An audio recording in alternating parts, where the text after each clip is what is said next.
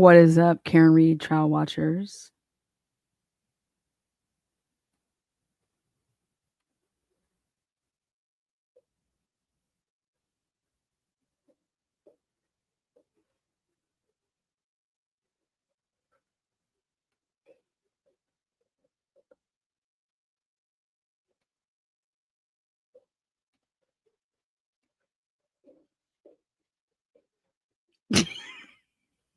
Does it hit the same? Does it hit the same? Get your asses the fuck in here. Come on. Does it hit the same? Get your asses in here.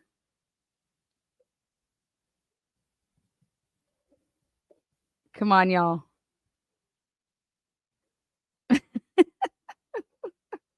We won, bitch. Does it hit the same? Come on. Anybody? Anybody feel it? Feeling some type of way still?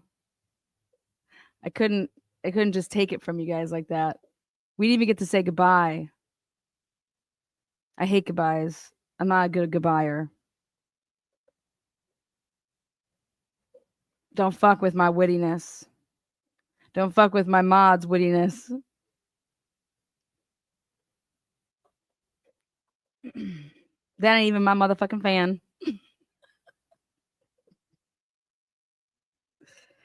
I got a show for you guys. That's why we're late. I wanted it to be perfect. I wanted to show you guys my only fan right there. And now I have a question of my own. How did they make that fan in that room go so fast? I want to know. Okay. We didn't get to say goodbye.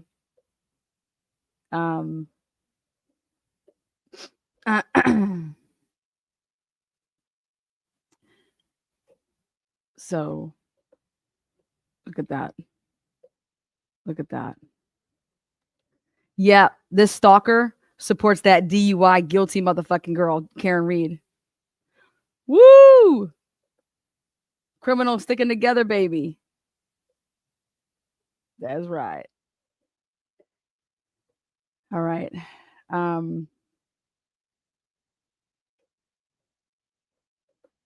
Good morning. Welcome. Today is June 19th, 2025, and Karen Reed is a free woman. Remember, I told you guys, bitch, give me the DUI. All right. We didn't get to say goodbye to the fans, so we brought it back. I wanted to start right after 9:12, but then I said I want to make sure that this is perfect, so I'll start a little bit after 10. We'll see you guys at 10. We'll see you at 10. So, wow. I got some videos for you guys. I want to show you guys some pictures. We're going to talk about a lot of things. But the first thing I want to talk about is all the moderators. Murky, run around like a chicken with her head cut off. So that we had bingo winners. That shit is not easy. So I've come up with a new thing that I'm doing. And for each trial that we get under our belts here at TNT, the mods are going to be getting an award each trial, and it'll have the trial name and the date and all that, and TNT on it. So I want to say thank you to the moderators that have been in here, out here, in and out for the past since April 1st, April 22nd to today, Monday through Friday. Thank you. I love you guys, and you guys make the chat what it is. I only click on people and then say, what the fuck does that mean? So you can't really see what those say. I don't know why. Here, let me see if I can zoom in over here. And it says, may you be proud of the work you do, the person you are, and the difference you make. And I thought that was perfect for you guys because you make a difference. You need to be proud of it. And those blue wrenches actually mean something to me. So thank you.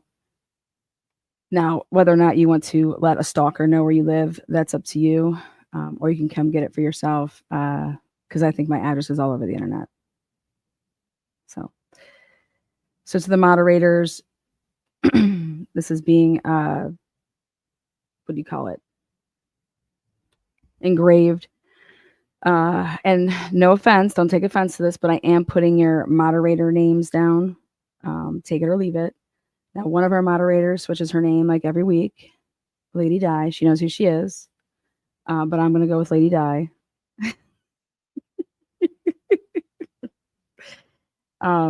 So I'm not putting your real names on them.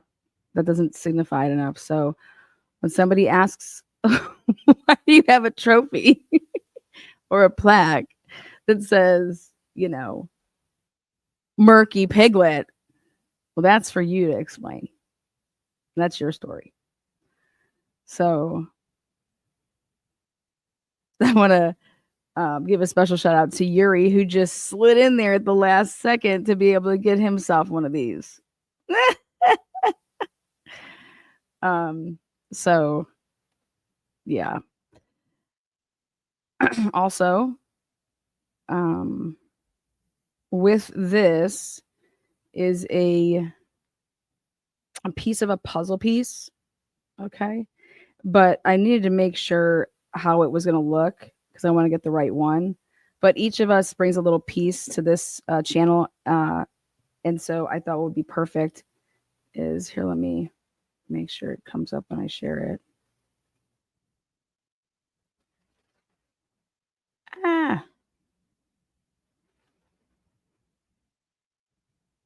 I really mean it when I say that you could be anywhere, going on YouTube or the internet or whatever, TikTok, or you can go spend your time wherever, and people choose to be here. And I mean, I'm biased though, but I think it's the best place to be. So let's see if I can do this. I want you guys to be able to see the. Not doing what I want it to do. Bucky. I'll put it in the community page. It's not blowing up the way that I want it to blow up. But it says, a truly amazing team. Oh, here it is. I got it. I got it. Hold on. I can do it now. Haha, bitch. Don't mess with me, man. All right. Yeah, dog.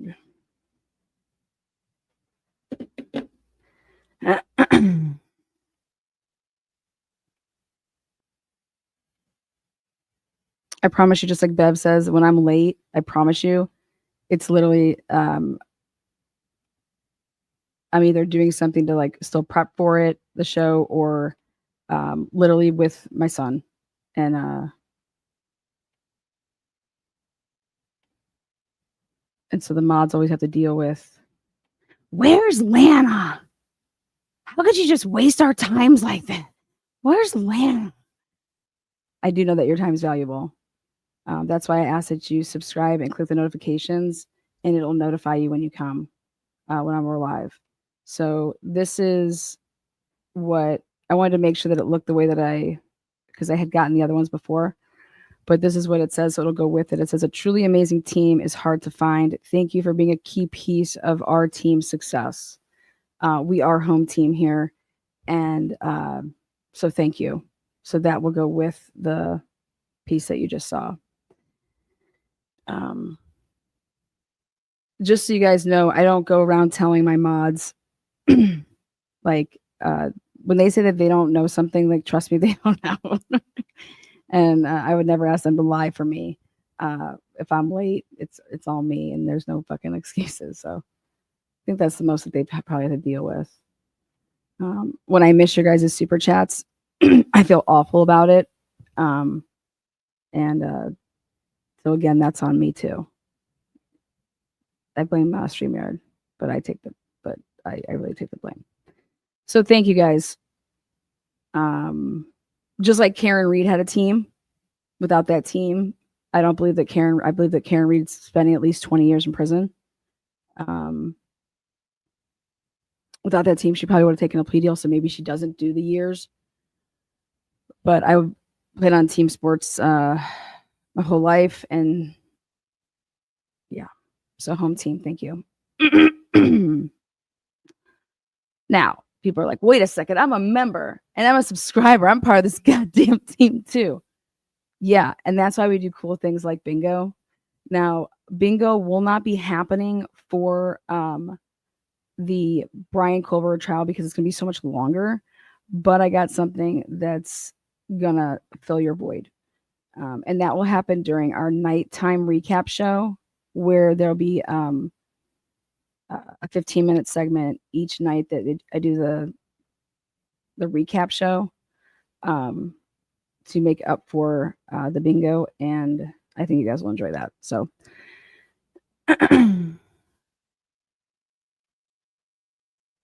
all right. So thank you, moderators. Bottom of my heart. All right, let's give it up for all of our bingo winners. If you won bingo, that means you got nothing but dedication. Going back, getting the numbers, looking at the what she said, looking at your scorecard. So dedication right there. I hope you guys bought a drink with those winnings. If you bought anything other than a drink, I'm sad. Next up, Karen Reed. Again, if you just joined us, we said goodbye to the fan and rewind it back so you guys could see that I didn't just make you depart on nothing. Like, you had to say goodbye. So we said goodbye to the fan. This is what it looked like. This was an aerial view picture from yesterday. Like, that's pretty wild.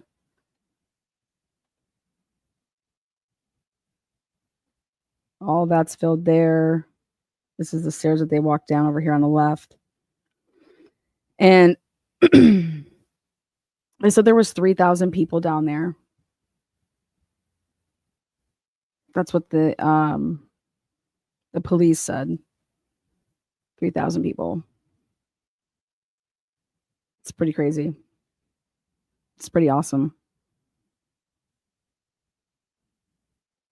Dude, when can you ever say that somebody was cheering and people were cheering like this and people were like, there was a cop that was murdered. Like, when you take a step back and you think about that, and you want to know what made me think about it even more so was last night after I listened to the Bill Reed 10-minute, 12-minute clip, which we'll play. And then they interviewed one of John's friends outside the VFW.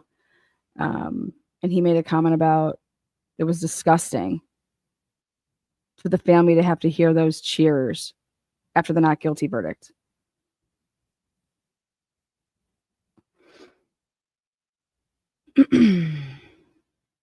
Well, it's disgusting to me to see that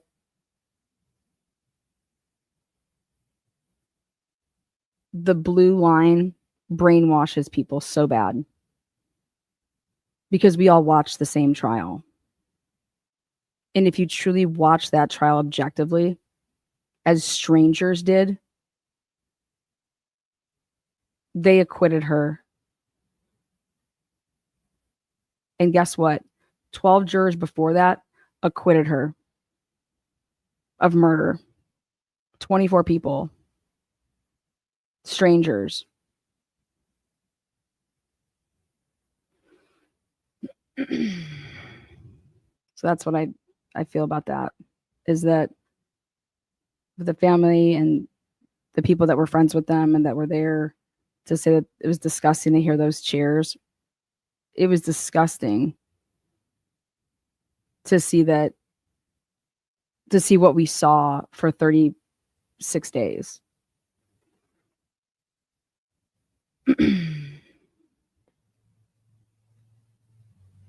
Next, Karen Reed.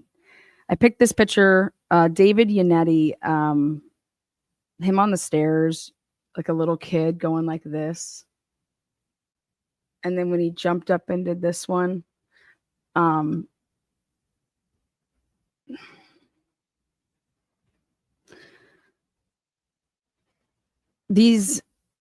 think these people are going to be really, really good friends for the rest of their lives. They went through something that, this is history, that never, like, that people don't go through.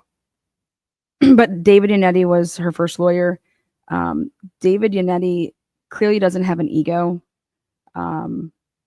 He said, yes, bring in Alan. We want to get Alan Jackson, Little, then eventually Bob Alessi. There's a lot of lawyers out there that their egos would have gotten in the way of something like that. And his selflessness, that's like an amazing trait for a lawyer to have, because you just don't see that in lawyers.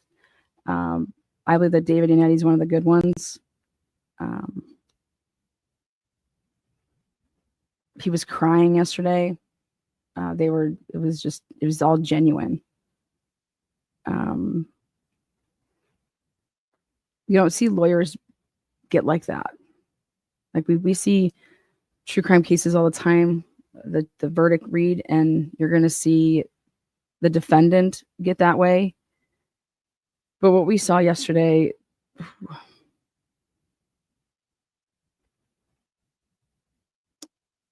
it was amazing to see.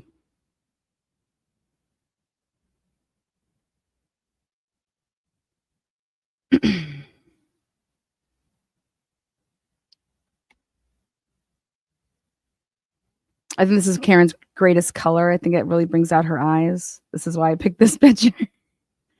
How can you just not be so relieved and happy? And I'm just excited to see what she does moving forward.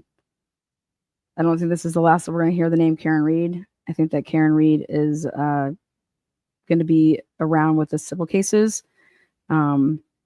I'm curious to see if the family continues on with the civil path of, the wrongful death suit. I think that the data with Jennifer McCabe's watch will totally help Karen Reed in that, no doubt in my mind. So, and she's a numbers person. She knows that. Now, this was unreal, man. When I saw this picture last night,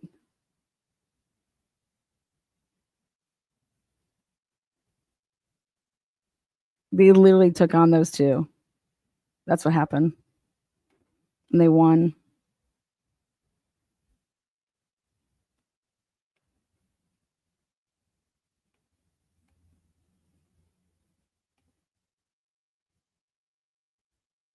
It's pretty sweet. I have a question though. Why is Brian Albert why is he so red here? I was trying to figure out if I thought he got like sunburn or something, but like it looks like has anybody ever asked that question? Like I just want to know. He looks like somebody just put a plastic bag over his head and then like held it there, and he couldn't, he's trying to get out of it with the Dexter bag. What the hell is wrong with his like purple face here? Does anybody know?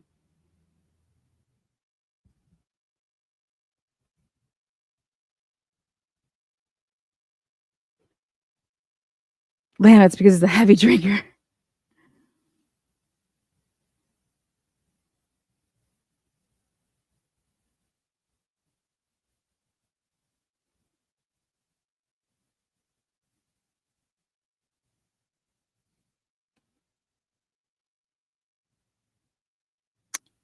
Okay. Let's see. Oh, I said I would post this again. Andrea beat me 24-23. So I emailed Andrea. I told her that the only way that she can get this if I present it to her on the channel. So we keep our word around here.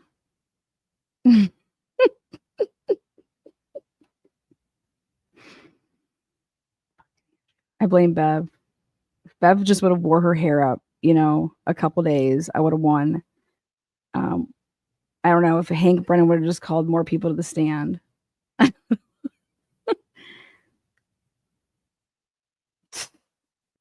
Bev.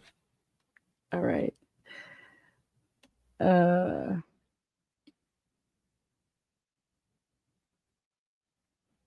Let's see what else we got here.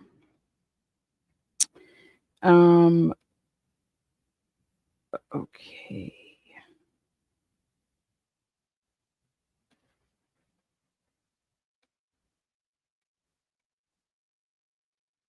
All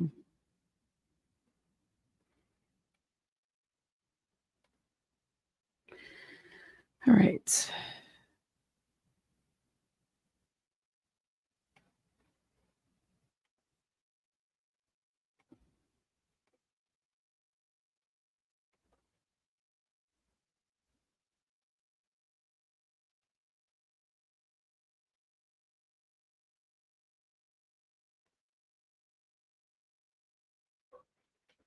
All right, let's take a look here. We're going to go around and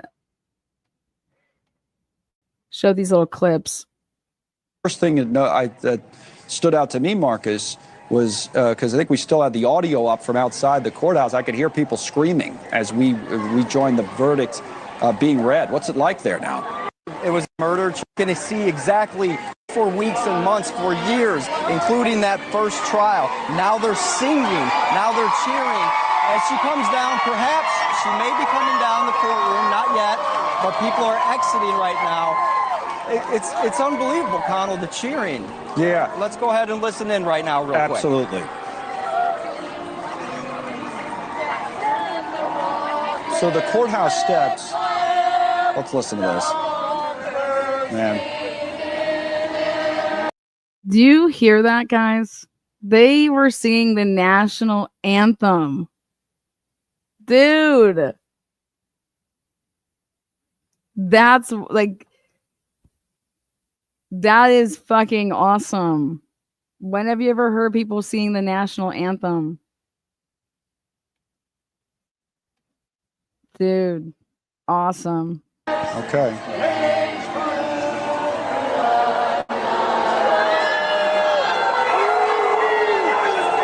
Were they booing the prosecutor? Booing the defense team. Yeah. No, that is DePepe. You guys, then they start booing DePepe. Dude, they don't even know who that is. Or excuse me, the prosecution. Oh, here we go. That is known as Turtle Boy, that gentleman. Yeah, that's the Turtle Boy guy, right? The guy that was blogging about the whole thing. That's the turtle. How are you covering this case and you don't know who that is? These people. Oh, man, jeez, how? This whole thing is quite a scene. These people showing up every day. Stand by with us, Marcus. We're going to come back to you. Just Misty join in on this as well. Misty Merritt. You watching this, Misty? I am watching it. Wow, that's the Turtle Boy guy, right? Business. Yeah, that was Turtle Boy. Man, this is a huge victory for Karen Reed. Yeah. It's a huge victory for Americans, man. This is just... I mean, acquitted on all of the higher level for driving under the influence, or a DWI, is 2.5 years. But Connell, when you're talking, so probation is really... record, are there other prior convictions? She doesn't have any of those. So probation is really the only sentence that would make any sense in this case. And this is an odd one, Connell, because you don't usually see people being convicted of DWI kind of retroactively, right? Right. This was part of of lower offenses, the lesser included. They said there was no collision, there was no collision, there was no collision. The jury only believes that she drove while she was intoxicated, that her vehicle. And the only reason they voted that way, guys, is because of the jury sheet. Okay, by them saying guilty on that, they were able to not have a hung jury on that whole verdict slip, because that's what they were under the impression. I cannot wait for these jurors to talk about that. We discussed it at length here, and I said I'd be that person. I'd be like, listen, here, me, guys, she was not drinking and driving, but if we say guilty to this, we can make sure that this woman is acquitted of all of this shit. It's her first offense. What if the jury would have asked, is this Karen Reed's first offense for DUI? Has Karen Reed ever been found guilty of DUI before? If any of the juror does interviews, that would be awesome. What's up? Give it up for B in Trouble 31. Great job with the tail light. We loved it over here. Thanks for stopping in. Did not make contact or have anything to do with the death of John O'Keefe. This is really a shocking verdict. It's not a shocking verdict. Okay. Guilty on like one of the lessers would have been a shocking verdict. The not guilty was the right verdict. Okay. But for anybody to say that that'd be a shocking verdict, you don't know anything about the case. You know what I mean? You don't even know anything about our justice system, because reasonable doubt is what a not guilty verdict is. And so that broad saying that there wasn't reasonable doubt here. So what I'm doing is I'm going through the clips right here just to show you how ridiculous this coverage was, and that people have no business having a microphone in front of them. It's that simple. Next up. So horrible job there. Are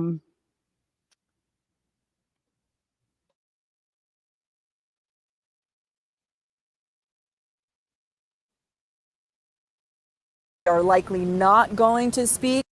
Then we are on standby if the O'Keefe family does want to make some sort of statement. We heard our colleague David Bienick mention that they are likely not going to speak, but certainly we want to talk a bit about the victim here. Again, his death unaccounted for at this point. John O'Keefe, known as JJ, he was 46 years old.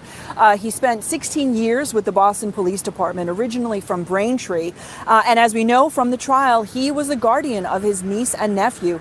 He started to take care of them after his sister passed away.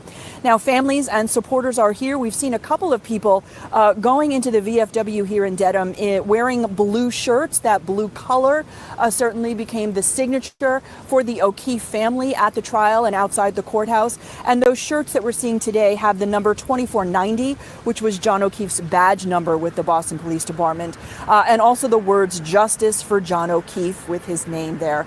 And there was also a statement from some of the witnesses in this case and supporters of the O'Keefe family. I hope one day that the niece or the nephew go through all of this stuff. And if it doesn't happen before they ever get to say that they want to look at all this stuff. And I mean, do I think that they're going to go out there and open up the case and arrest people at the state level? I don't. But what would be interesting is that if one day one of those two kids or both of them together go grab everything out. Murder has no statute of limitation.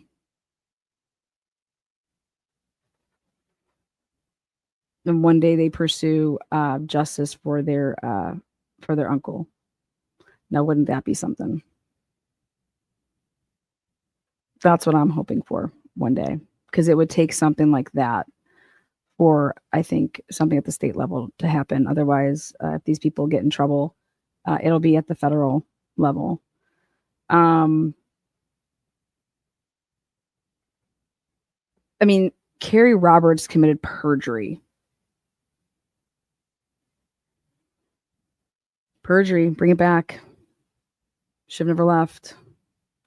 She committed perjury. You don't not understand the question, Miss Jackson. Mr. Jackson. The McCabe's, the Alberts, the Roberts, Jen McCabe and Carrie Roberts, they were witnesses who were there on that January night in the blizzard. No, they weren't.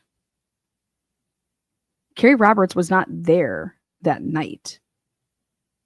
Or are you outing Carrie Roberts? I mean, in 2022, when John O'Keefe was found in the snow in Canton.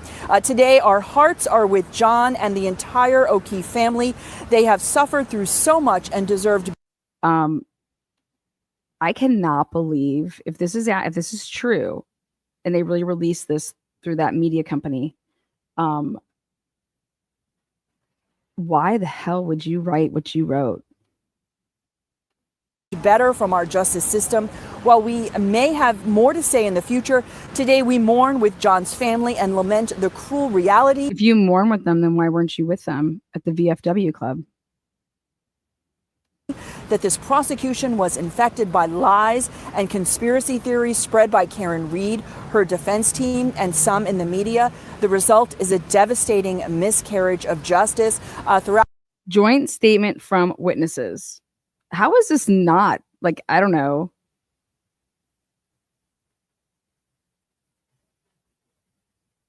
While we may have more to say in the future, today we mourn with John's family and right here. And the reality is that this prosecution was infected by lies and conspiracy theories spread by Karen Reed.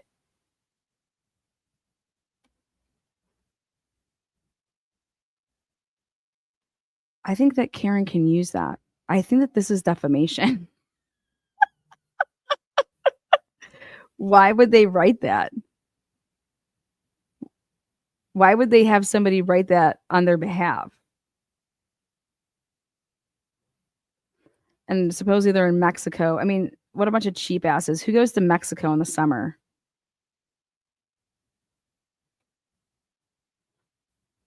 Throughout this trial,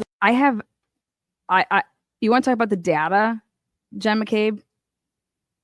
When the jury sees, if this ever was to go to civil court and go all the way, when the jury is to see your data compared to your words, you're not walking anywhere, honey, from 1225 to 1235.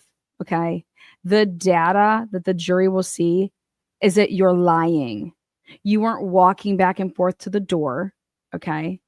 And they're going to see how many steps you took at certain times, because in that civil suit, I hope Karen takes it all the way. All that shit would come out. So much more dirt comes out in the civil suit because you're able to get your hands on so much more discovery, the stuff that Karen wasn't able to get for the criminal trial on these people. But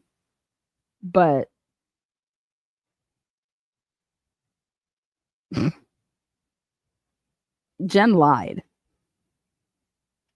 Jen was sitting down, possibly laying on her back, getting fucked, but maybe on her knees, giving a blowjob.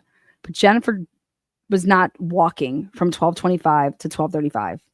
And I'm telling you, that fucking phone never went upstairs. That phone never went upstairs at her own home, and that phone never went upstairs at her sister's house. That's what the data shows. And if her watch goes up, but that phone never goes up.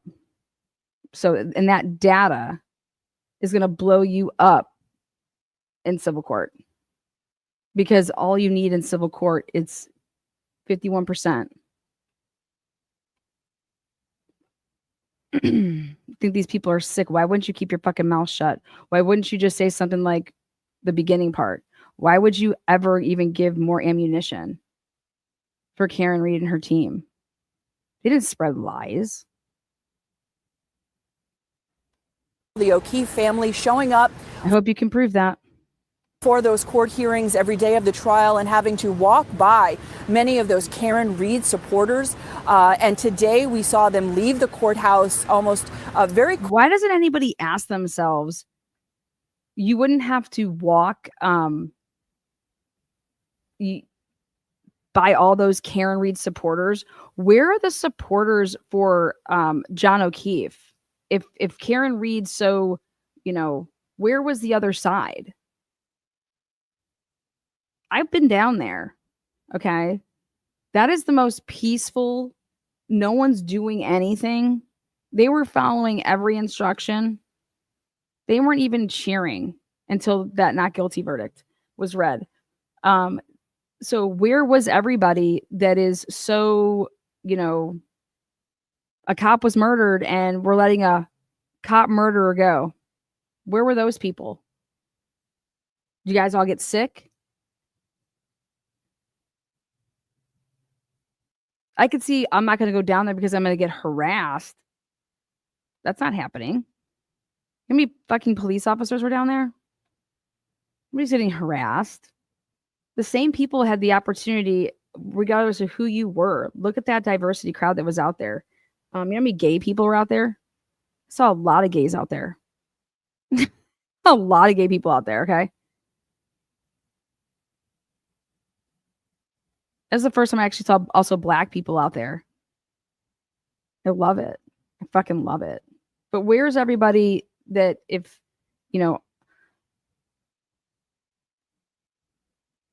everybody had the same opportunity to go there and be there. And there was nobody going there and being there and supporting the prosecution of Karen Read. Supporting the prosecution of Karen Read. Who was there supporting the prosecution of Karen Read?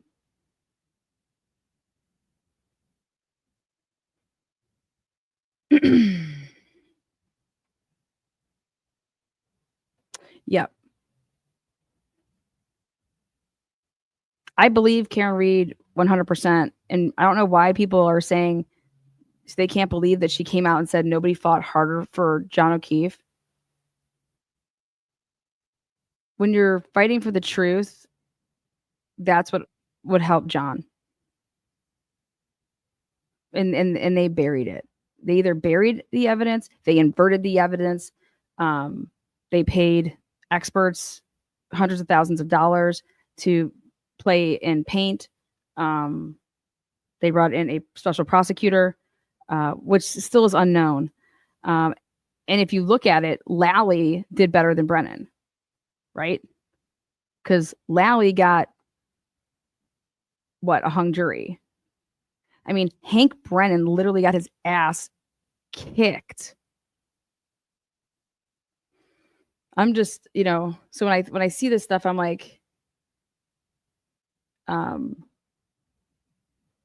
one was stopping anybody from going there and supporting whatever it is that they want to support. So if you didn't want to see what you saw, well, you guys have such big pull in that area, right? Why don't you get all your fucking friends out there? Why don't you get everybody that, wait, what did Proctor say? Oh, it's the majority that's actually not tweeting and we're the minority. I mean, what a fool. And I have no idea. Did that man just literally sit and not move for the past year? What has he been doing? I'm just curious. Did his wife put him in a room and lock him in with, no weights? I mean, what has he been doing? That was the craziest thing I've ever heard come out of Proctor's mouth. And we're gonna get to that. I'm just curious. Quickly after that verdict was read, they left the courthouse through a side door as those hordes of people, the crowds of people outside, were cheering and cheering for Karen Read. Even here today outside the VFW, we've seen. What if the people are cheering for the right,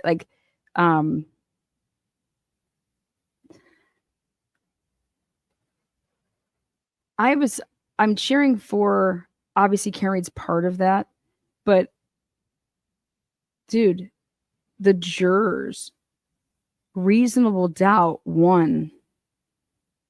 The way that it's supposed to work won. The prosecution did not prove that case beyond a reasonable doubt. Okay? And you must vote not guilty.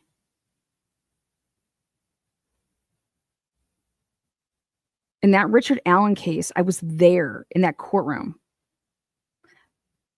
That prosecution team did not prove Richard Allen guilty beyond a reasonable doubt. But those jurors didn't know how to do it.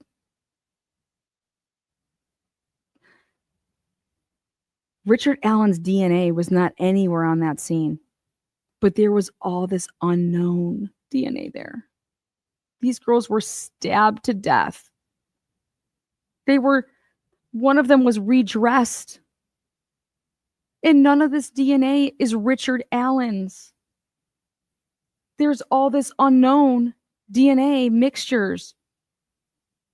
How is that not reasonable doubt in that case? It is. It is. I cannot wait for all those transcripts to come out in that case. Just like here, John O'Keefe's shoe had 5 unknown DNA on it.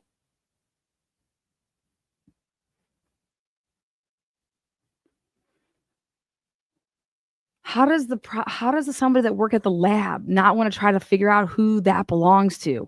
How does the prosecutors, how do the police, how do they not want to figure out who that belongs to so we can rule it out that it's okay, it's the niece, it's the nephew, it was the guy that they went out with that night. It was I mean, God. How can you say that you're after the truth if you're not even attempting to do certain things? And the jury saw through it all.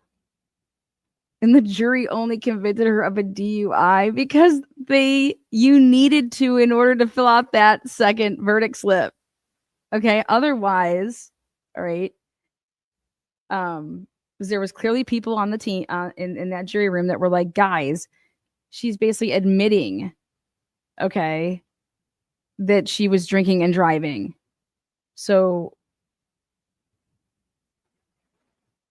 I think it makes our not guilty verdicts on the other stuff like stronger that we still convicted her of that because it's like we're going by the law.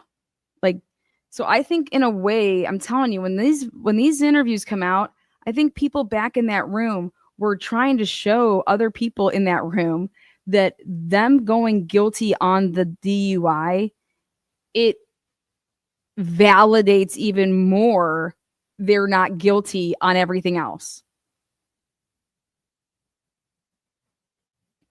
Because think about it. Like, okay, the girl's saying that she's drinking. We're watching her doing these waterfall. Then we have her taking the test. We ask the question, are we basing it off of at 5 or at 12:45?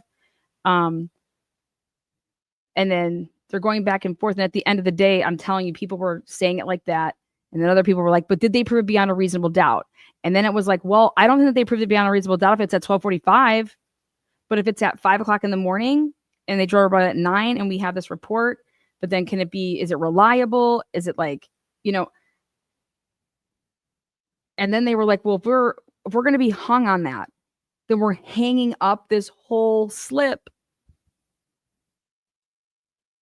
because it doesn't give us an option once we get to the last one. If we're split here, it doesn't say go back up to the top and check it says nothing.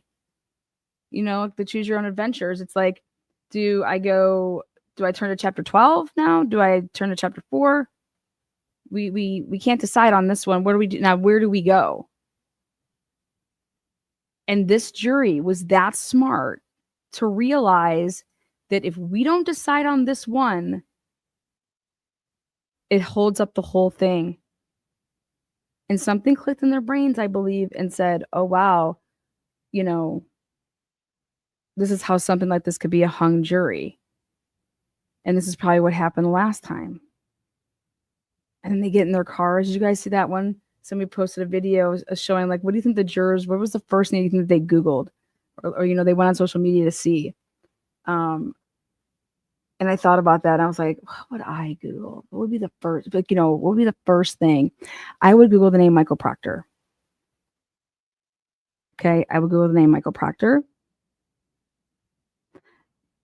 Then I would Google Brian Higgins, Jen McCabe, and Carrie Roberts. But I would go with Michael Proctor first because I would want to know if he was only fired for calling her a whack job cunt. Okay. Like, I'm sorry, but there's got to be more to that. There's got to be more to that. And actually, wait, he didn't call Karen Reed a whack job cunt. That was Scorty Bello, but he still called Karen Reed a cunt. So,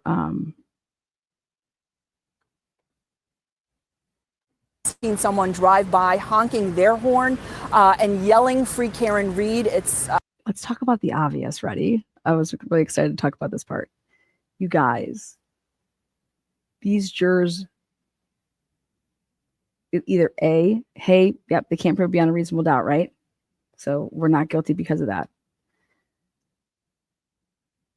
That means that the planted tail light. Okay? Because if you listen to the other jurors, they said that, hey, the evidence is there. If you want to convict her, it's there. Okay?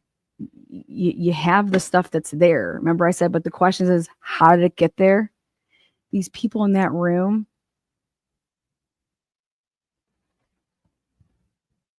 framed. They believe that they didn't prove this beyond a reasonable doubt, even though they had all the evidence to do it. And that means that they don't believe in the evidence.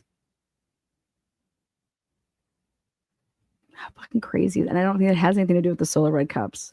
Because if that had to do with the Solar Red Cups, I think that she would have been acquitted of the DUI. Because that means that they're not believing in, like, you could say the same thing with the test. But I think that the leaf blower ends up being the MVP of this. Because my argument to everybody in that room would have been like, guys, look at this leaf blower. It would have been, how do we not see these big plate light sides of taillight? Look at it. They have this leaf blower out. It'd be blowing shit, you know, everywhere. They're getting all the way down to the ground.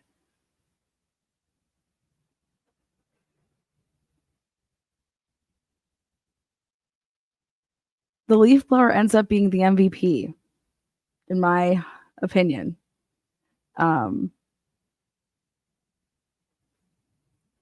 The shoe?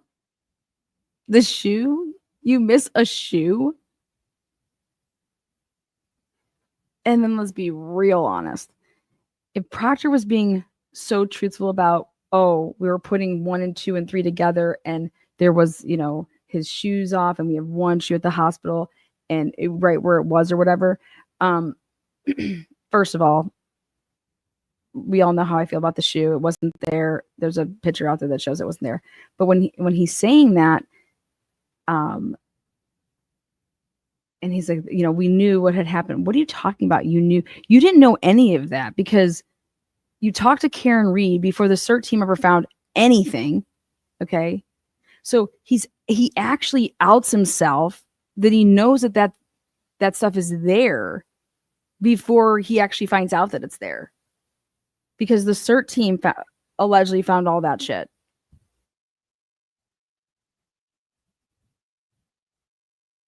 You know, Canton Police Department has all this video, right? With all these cameras. Was any of the videos saved from, like, earlier that day of, like, Proctor, like, when they're arriving, him and Buchanan, the times that they would leave? How are they getting into the building if they didn't have the swipe passes? You know what I mean? Who were they walking around with to get them through the different areas? You know, the only reason I asked that is because I did a spreadsheet to be able to eliminate when they weren't there because they were somewhere else. Okay.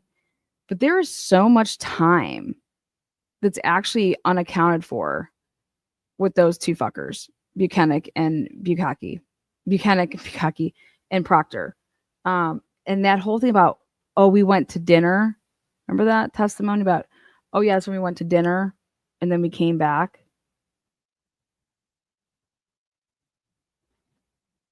Fuck out of here. You didn't go to dinner. I want to see a receipt. I want to see your guys' debit card. Everybody uses debit card. One of you two fuckers had to use your debit card. Do you have a debit card transaction for where you went to? Where'd you go to dinner that day? You're in the midst of a Boston police officer is found dead. You know what I mean? Like, yeah, we went out to dinner. The fuck? During the 2.0 trial, that to me didn't. I was like, yeah, no. So I marked that time frame down as like, yeah, no. Next up. Unknown if that driver knew where exactly she was driving by. And yet another person also driving by yelling out, she did it. Live in Dedham, Sarah Conj. What an amazing story. People are driving by yelling out, she did it. That's what she's covering after this just historical day. I just can't. Fucking A, man. Give it up for mainstream media. Woo! Bunch of idiots. Fucking propaganda pencil pushers. Oh, please. All right, next up.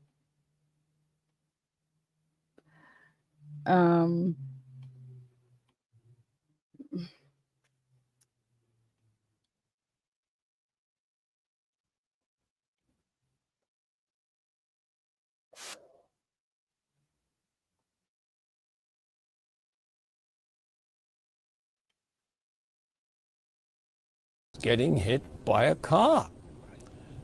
So, Mystery.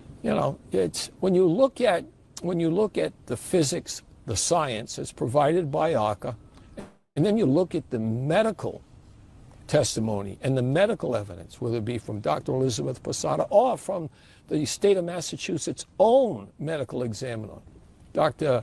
Scotty Bello. She said, all right, that she could not conclude that he wasn't hit by a car. In other words, it's possible.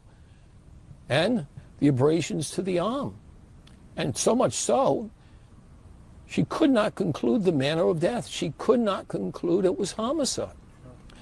That's enough. That's everything. He talked for 16 minutes. And the stuff that he talks about in the 16-minute time frame.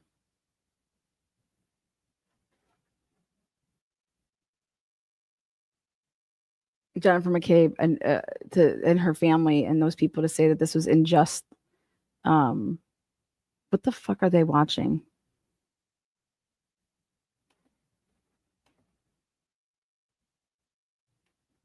If they didn't do it, right? They had nothing to do with it. Why isn't it all possible that John O'Keefe then that something else happened to him? And you guys still could be like not part of it. That's what's super, super interesting is that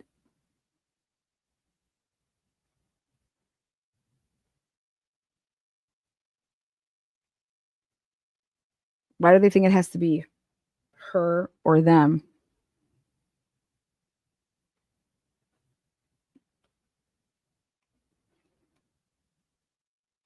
So, I mean, the evidence is overwhelming, compelling, but still it took us 3.5 years and 2 trials. Because of corruption, because of dirty prosecution tactics, misconduct.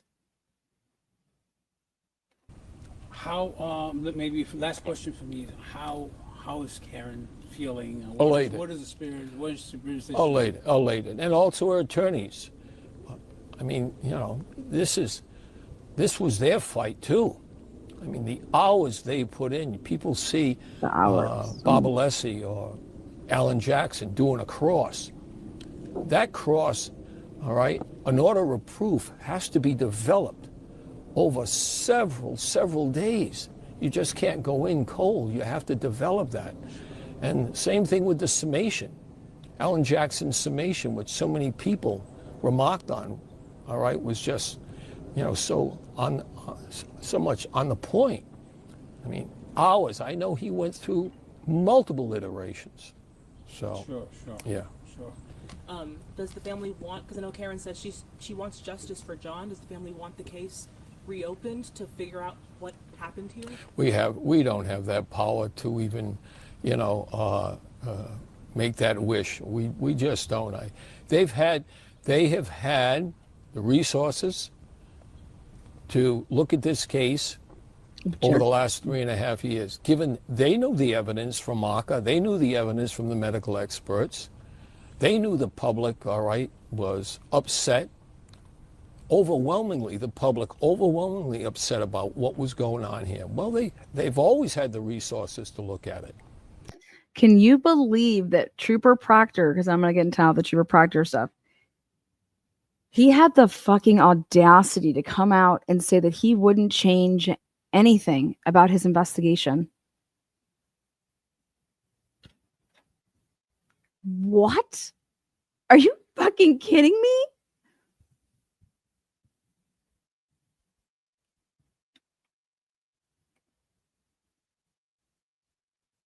Let's play a clip. Let's play a clip from that. All right.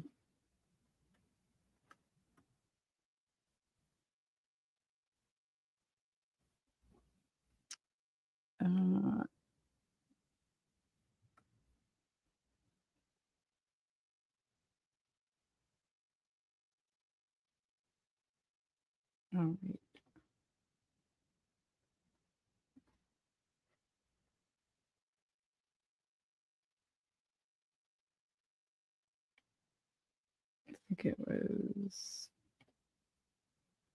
I'm going to use this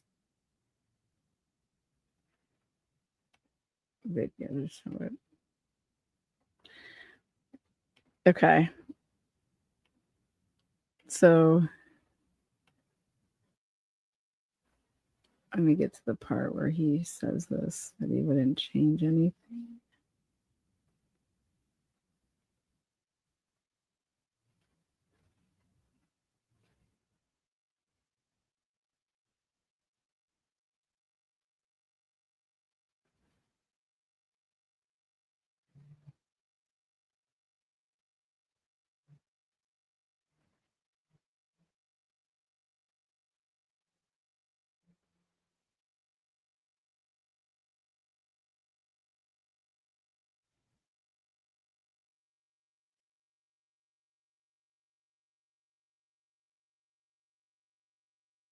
Okay, here we go.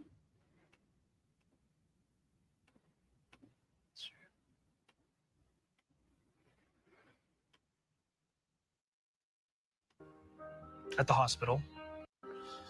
That This is from JFK's live. the one shoe found at the scene, taillight pieces at the scene, the one shoe at the hospital. Her statements, did I hit him? Could I have hit him? We were very confident. We knew that what had transpired. Which was? Karen Reed backed her Lexus vehicle into John O'Keefe.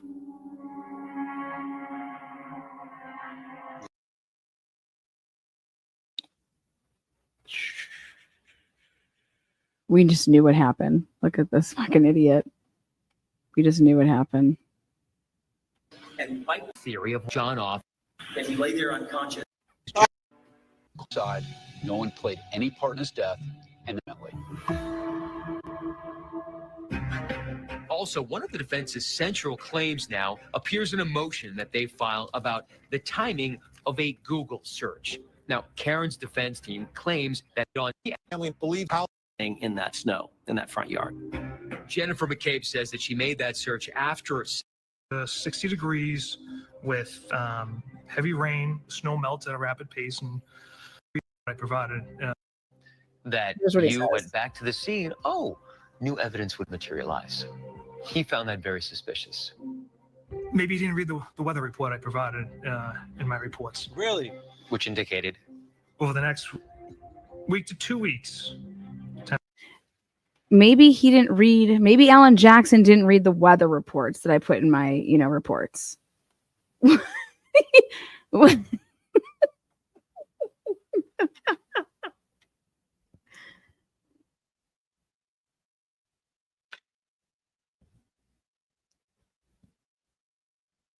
I saw this last night and I was like, what?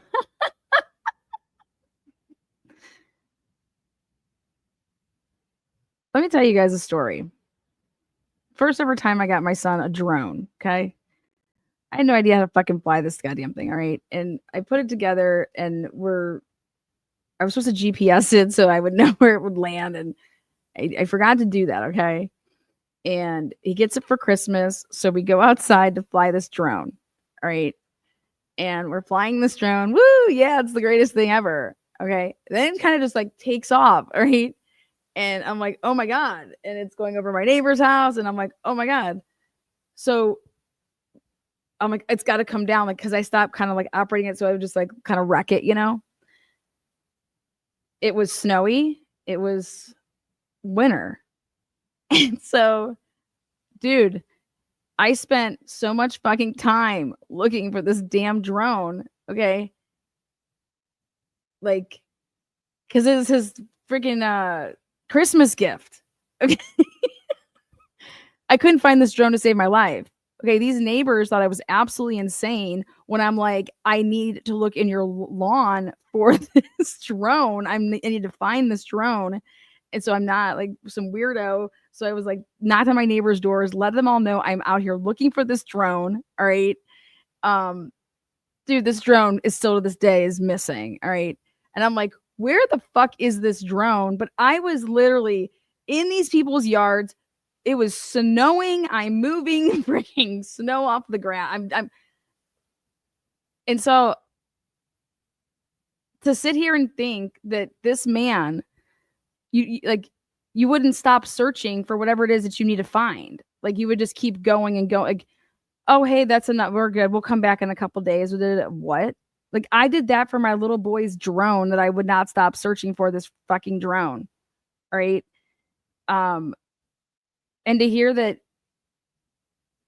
it was just, maybe he didn't see the weather report. So, when days would happen, I would just go over there and start looking for this drone or these tail light pieces or this or that. It's like, what? Why don't you use the leaf blower again? It worked so well the first time. Like, get that leaf blower out. I mean, listening to this man and his ridiculousness. I was doing that for a drone. This is a murder case of a cop. Temperatures range from 30 to 60 degrees with... you would have thought I was like looking for a missing kid, man, what I did for that drone. Rain, snow melts at a rapid pace, and the more snow that melted, the more evidence unearthed itself. Itself. The jury didn't believe that. Unearthed itself. It's never been Help you out.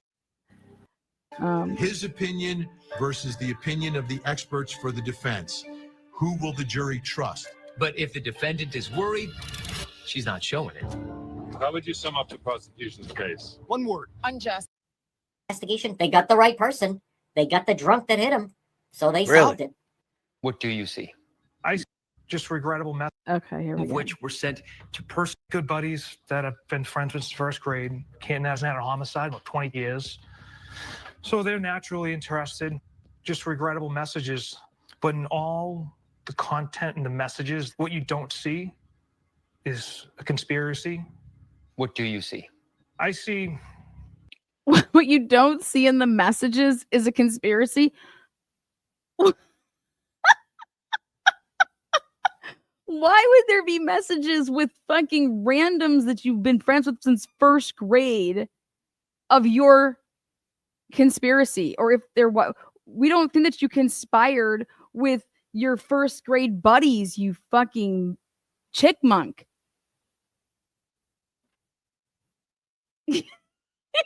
With the text messages, what you don't see is a conspiracy. Well, we don't think that you conspired with your first grade friends. Nobody in America thinks that. Like, what an idiot. Like, that's just delusional to even, that's the definition of like, look over here. Like, let me just say something that has nothing to do with anything. Yeah. Will the homeowner get any shit? Nope. He is a Boston cop too.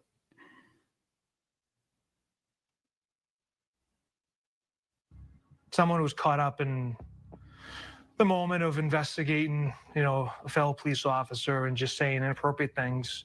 Can you see why people? So basically, I will give him this part of it.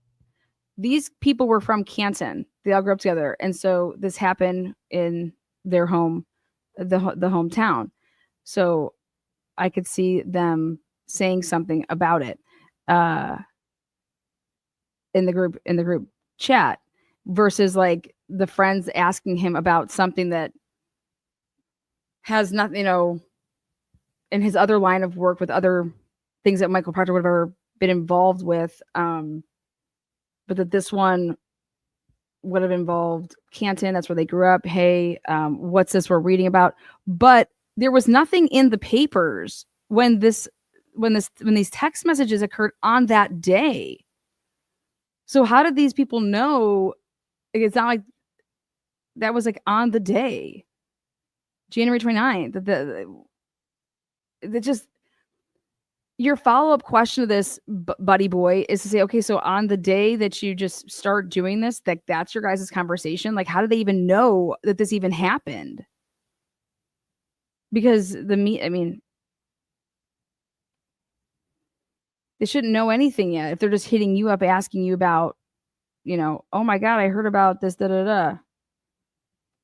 Called you sexist and misogynist? Yeah, absolutely. Yeah, I could 100% understand why. As those text messages are entered into evidence, prosecutors begin to address the defense's claims of bias. And they ask Proctor about the integrity of his investigation when he takes a stand in the first trial. What, if any, impact did that have as far as your investigation was concerned? These juvenile, unprofessional comments have zero impact on the facts and the evidence and the integrity of this investigation. You texted this to your sister. Sure. That seems incredibly unprofessional for a homicide investigator speaking about his suspect. It was made in jest. It's a figure of speech. No, Hopefully it she ain't. kills herself like that. Not That's a literally. figure of speech? Yes. Do you use that commonly? Yes. Not commonly, but it's a figure of speech. Yes, they use it commonly. I hope you kill yourself. I hope you go kill yourself. When's the last time you guys used that word, that language? It was in jest. I hope she kills herself. It was made in jest. It was a joke.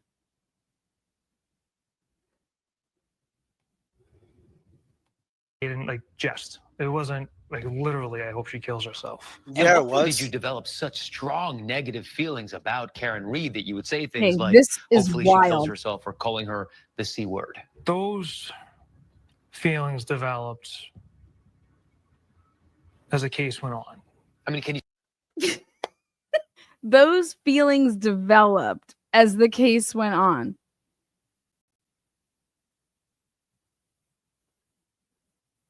Why? How did those feelings develop as the case went on? You didn't know John, right? You didn't know Karen.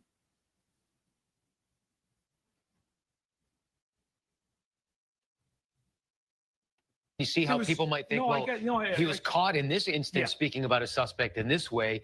Maybe it's happened in other cases as well. I 100% understand why people would think that. But when you have, a fellow police officer around my age, 2 kids of his own, it generates an emotion. And I expressed those emotions in a negative way, which I shouldn't have. I shouldn't even, been texting my friends anything. Some of his texts were with colleagues, including 2 superiors. When we first got into her phone, The number one thing I wanted to review was location data, text messages. And when we got into the phone, I texted the guys at work, our work chain, that joke. No nude so far, guys. You're talking about completely inappropriate text messages. That joke. No nude. So when he says that joke, do you understand that that would make it seem like that joke that we always say when we get somebody's phone? That joke, no nude so far. I haven't found any. Who said he should have talked to 2020? Messages that show a complete bias in the investigation. And Proctor is sending these to his supervisor. He sent it to that nudes went to the supervisors versus that didn't go to the friends. That went to the supervisors. And he's not being admonished for it. What's going on here? Is this business as usual? Is this being adopted and accepted by other members of law enforcement? Does the bias of one investigator or the exhibited bias, does that compromise you? How the impropriety Not one question up here. There's no evidence. Door for the defense's allegations that there was some sort of conspiracy and cover up here. There's no evidence because it didn't happen. I spent 2 days on the stand. That was Alan Jackson's opportunity to bring that up and question me on it. Specifically asking you whether you planted evidence. Yeah, not one question. Boston has a Not one question. He's like, that's when Alan Jackson had his opportunity to ask me if I planted the evidence. What are you talking? What is he? Are these people delusional? Alan Jackson shows you, hey, when did you tow the car? When did you write it down that you towed the car? Oh, that. He's not just asking you, hey, so buddy, did you plant taillight? No. He's showing you that you lied in reports. He's showing your reports and, hey, so you interviewed John McCabe. Did you ever write down in your report that I hit him? Hey, so you got the clothes, right? What'd you do with them? Where'd you go? Where'd you put them? Where's the chain of custody? Where's the bag? What'd you do? He doesn't need to. Do these people have comprehension issues? Because they know that they do. Is it the education at Canton? The school systems? He opened your asshole up on national television last year. I mean, gave you a colonoscopy for 2 days straight and you took it. Yes, sir. That's what I saw.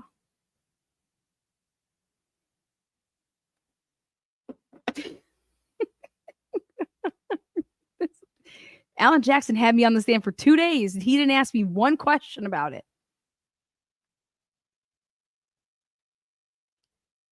Wow.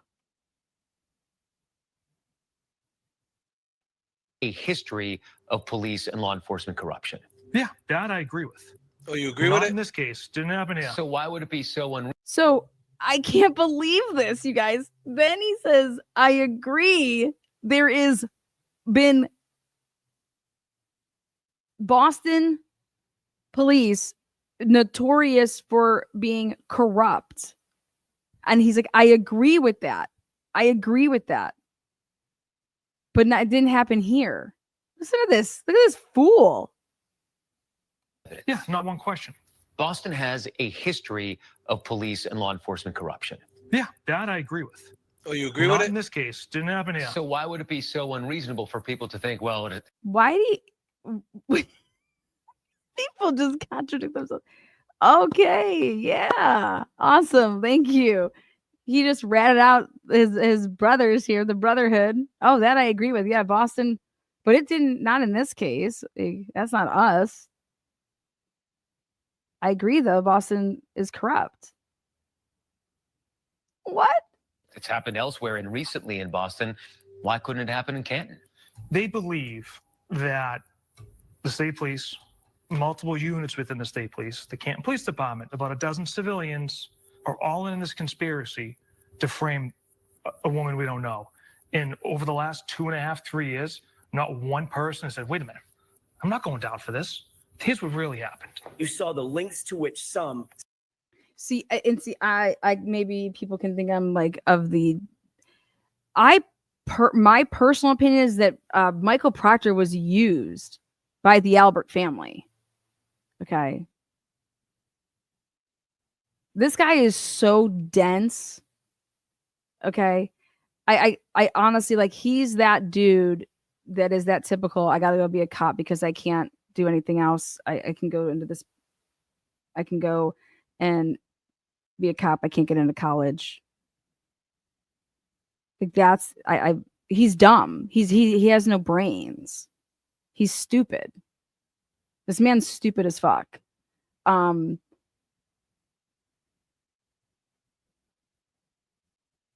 They used you, dude.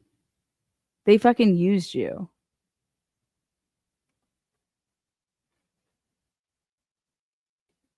some police officers will go to protect their own at the expense of the rest of us, at the expense of Karen Reed. Is there any part of the actual investigation that you would do over? Because it's blowing up into this crazy so-called conspiracy, maybe I could have avoided it by, looking at other people's cars just to say we did it. There's some witnesses, maybe we...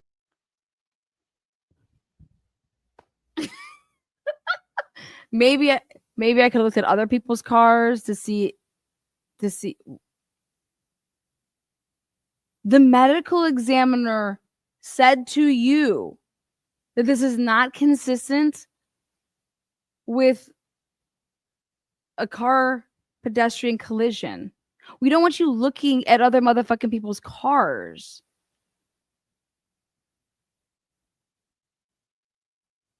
How about when your partner, Yuri Buchanan, got the February 2nd download from Brian Higgins' phone and gave it to him so quickly like that? Oh my God, are you sitting here telling me that Karen and Higgins were like behind John's back? What would you do? And so this is where ABC sucks. Get this man. Hey, you want to come out and talk? Let me interview you. Let me ask you these follow-up questions to say, okay, so when you got this information, what did you think? What was going through your head when you found out that Higgins and Karen Reed, okay, and then you're watching the waterfall bar tape and you're seeing, I don't know, at the end of the night, what's going on there? I don't know. And then you talk about the Ring camera footage. Stuff's missing, right? Did you ever think to yourself that maybe Higgins went over to Karen Reed's and that they could have done this together, that they actually killed them together because they wanted to be together? Like, let's spin this shit. Okay. Let's get this man just to talk. Because he's so dumb. You could easily trip this fool up. He's dumb. He is literally dumb. Dude is dumb. Dude is a dumb. Dumb people get caught. Dumb criminals get caught. He's dumb. Dumb. Dumbs get caught. Why do you think you got fired and nobody else did, honey? How about that? Do you ever ask yourself that? Why am I the only one that got fired here? It was all of our cases. There is no such thing as a lead investigator. We all did this. Why am I the only one? We could have interviewed a little sooner, but... We could have interviewed a little sooner? Like who? Who? I mean, ABC, what a pathetic interview. Oh, we got Trooper Proctor out here. You gotta talk. This guy, you're just fucking pathetic interview. Overall, myself and every detective in that office worked this case like we always do. So I wouldn't change anything. Nothing. No. Wow. Things are about to change for Michael Proctor. I just remember dropping to my knees and laying on my lawn, like crying. Yeah. K, and and Handing over your bag. gather my on my lawn. You don't know me. Proctor suspended without pay pending an internal investigation into his conduct. I just remember dropping on my knees and laying on my lawn, like crying. I couldn't even talk. I was complete hysterics. And I just remember my mother being like, what? And I kind of gathered myself, and I'm like, they relieved me of duty. Oh my God, I'm going to cry. Can you imagine getting arrested for murder? And 3.5 years of your life being what Karen Reed's life was? And you over here get a letter in the mail saying that you're fucking fired? Are you doing prison time, buddy? You doing jail time? Who gives a fuck? Go get another job. It's America, motherfucker. Get up. Go get a fucking job. People lose jobs all fucking day, every day, all day. What was it like handing over your badge, your gun, your cruiser? Why would you ask him that? What a stupid fucking question. Who gives a fuck what it was like? Why even give him the satisfaction to answer that question? Horrible question. Absolutely. Who cares? Was your goal to try? Oh, here, I can make you cry. We're going to try to humanize Proctor. Is this what this question's for? He can humanize himself by saying that he would have done this investigation totally different. I would have had them roped off the crime scene right away. I would have been down there at 34 Fairview at that house before I ever went to Canton Police Department, because I don't need to be there for any reason. If I was to go back, I'd do a lot of things differently. Absolutely. That's the answer. And then you ask this question. What really got me was my union rep. He had to come over to my house and pick up all my uniforms. And why did your union rep have to come over and pick up all your uniforms? Were you not allowed to go there? Would they have trespassed you? the one time I broke down was putting my Class A uniform. You go through a 6-month academy, and you're very proud to put that uniform on. I'm sorry. It doesn't.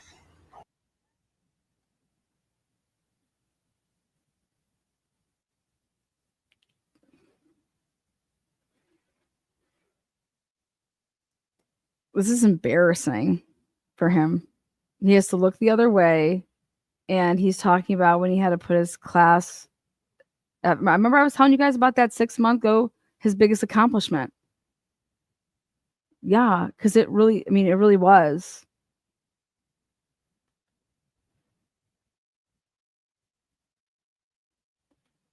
Tough.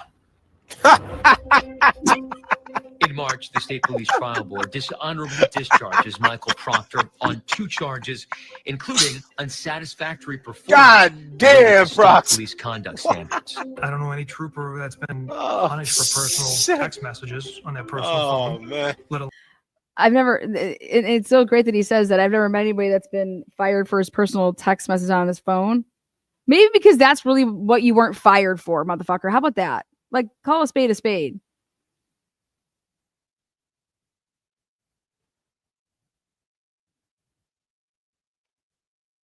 On fire. He's appealing the trial board's decision. God a supervisor on one of Proctor's text chains is also disciplined for failure to counsel a subordinate during an investigation, and he loses 5 vacation days. The Massachusetts State Police say their disciplinary action. He gets fired and he loses 5 vacation days. Something's wrong there. Is determined on a case-by-case basis. People in every job. I'm sorry, but if True Robert was black, he'd have been fired and he'd have been handcuffs. Do and say stupid things. They're human beings. They make mistakes. But we have to expect a higher degree. Second trial underway. Appeal today. Karen Reed. Karen, they're to sharing a nice, intimate dinner with you. And on the free Karen Reed page, it's almost like a reality show with chef Alan Jackson behind the scenes serving up meals. If Karen Reed does a fucking interview with any of these savage motherfuckers, she sat down with this cocksucker, okay? And now He's coming out here and saying that Karen Reed's fucking page, you jealous prick here, is a reality show. No, Karen Reed's doing anything and everything that she can to raise money so that she can take on these fucking bastards. I'm so glad when Karen Reed said I'm saying two things. She didn't give mainstream media the time of day yesterday, baby. Yeah. I loved it. And then her dad thanked the content creators. And that was on purpose. That was designed. He didn't thank the media. Okay. He didn't thank the media. He thanked the content creators. Karen Reed, please do your big sit-down interview with Turtle Boy. Make it a two-parter. Okay. Go pay some camera people if you want to have it like, fancy, whatever. But do not talk to these savage people. They don't give a fuck about you. They do not give a fuck about you. Did any of these people donate to Karen Reed's defense? Oh no, that would show bias. What? How? Oh, because I'm covering the case, I can't donate to your page.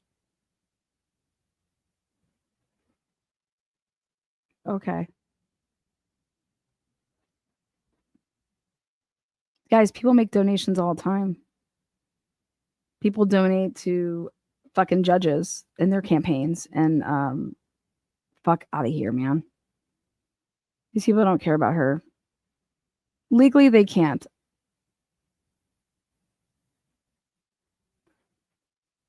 Ethically, this right here is shit. Giveaways for Karen Reed's defense fund. So I'm looking very forward to meeting some of you in person, to sharing a nice, intimate dinner with you. And on the free Karen Reed page, it's almost like a reality show with chef Alan Jackson behind the scenes serving up meals for Reed and her team. It's a reflection of the modern age. For Karen Reed, there's supporters who have raised money. Why would that even be in your segment?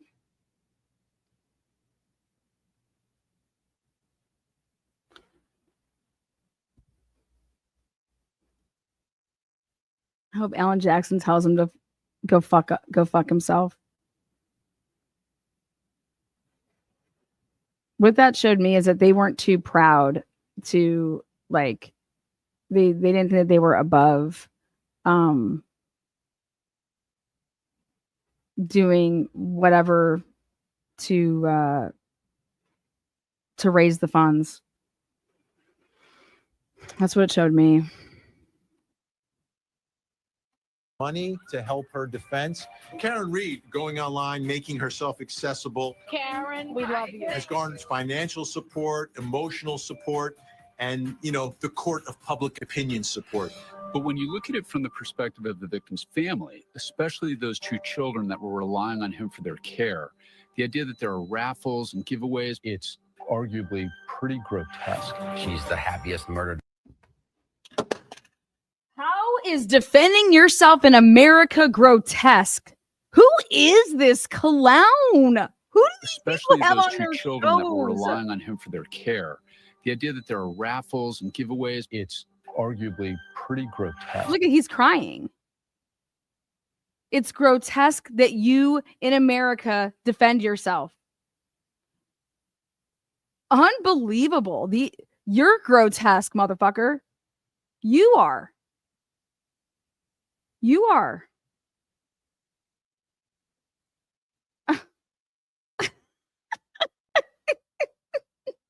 Yes, this is so true. The lamestream media is fizzling out. Now they're all trying to infiltrate YouTube. It's so true.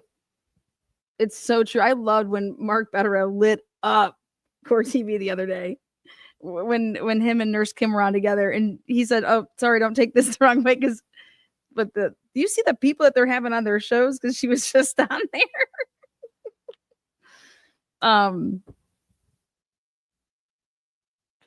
Get out of here, man.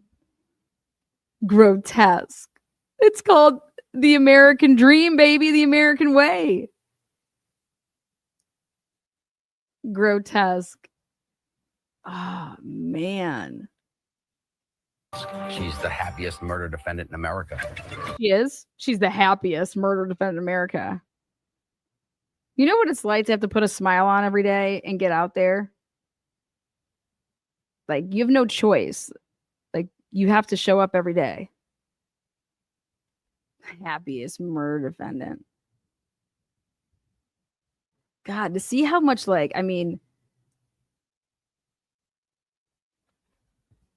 you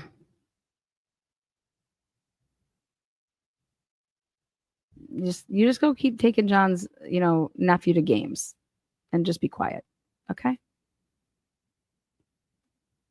There's a long way to go with this second trial. How does that feel? We feel like we have a simplified strategy that the evidence will show. We feel like we have a simplified strategy. This guy thinks he's part of the prosecution.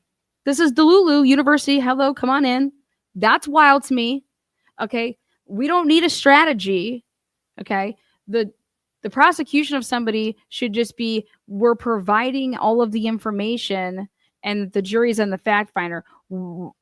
What strategy do you need to show the truth? We. Ain't no motherfucking we here. They didn't call your ass to the stand. Exactly. And you're not sitting there at the fucking table. There's no we here. Happened. I think that she hit him. I think that she knew she hit him. I think. You see that? I think. That's why she's not guilty, you dumbass. How does that feel? We feel like we have a simplified strategy that the evidence will show exactly what happened. I think that she hit him. I think right there. I love it. I love that he said that. I love that he said that. I think that she hit him. Ding, ding, ding. Ding, ding, ding. I thinks don't get you convictions in America. Welcome to America. I think. So glad. So glad that he said it that way. Because that's the truth. I think. Well, this is what I today and yesterday is what I think gets you. that she knew she hit him. I don't think that she knew how badly he was injured.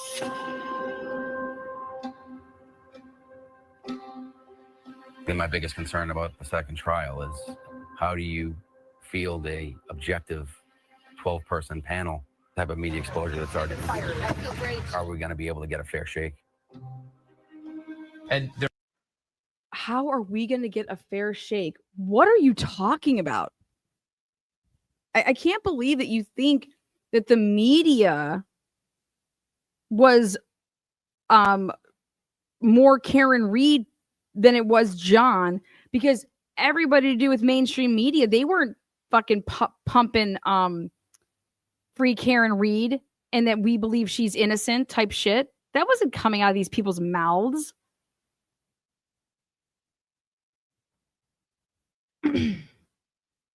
How are we going to get a fair shake? How are we going to get a fair shake?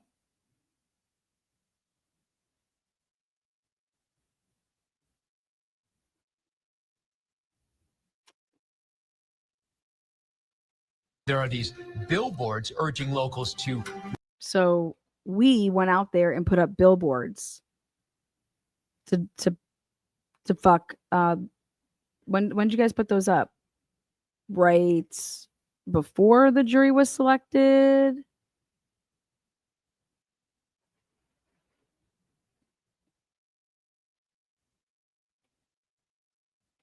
Remember John, which can be seen across the Boston area. Johnny's friends and family, they got together and they wanted to remember Johnny. The goal was to ensure that the public sentiment, that folks understood what void was created from Johnny's murder. Who forgot it? Who forgot John?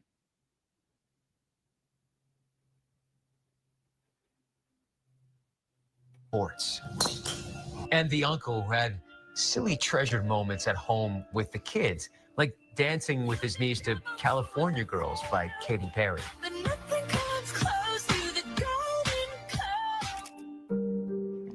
I think that might be one of my favorite pictures because Officer John. of Angie. Each team prepares to present the day. Here, progressives. You're caught or you crying. It's called an acute grief reaction. It's very common. And they Not guilty. Not guilty. Thank you.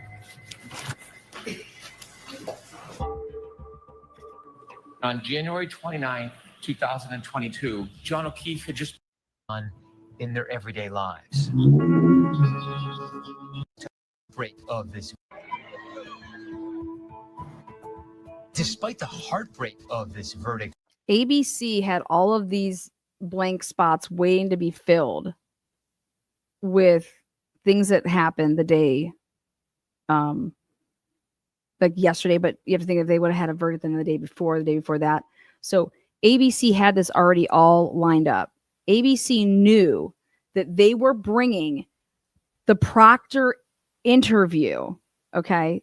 They knew that they were bringing the Proctor interview on the day of Karen Reed's verdict. Okay.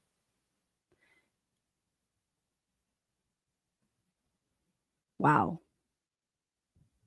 They had this, like when you edit shit like this, you can leave gaps, okay, where you're going to then insert something. Because when I saw this, I was like, wow, ABC, how did you, like, this is all, there's stuff that's actually from today in this fucking crap, okay? This was so planned to drop on the day that Karen Reed would be freed. You know, and that's why they're calling it like the verdict episode or whatever. But how they advertised it was that it was the exclusive Proctor interview.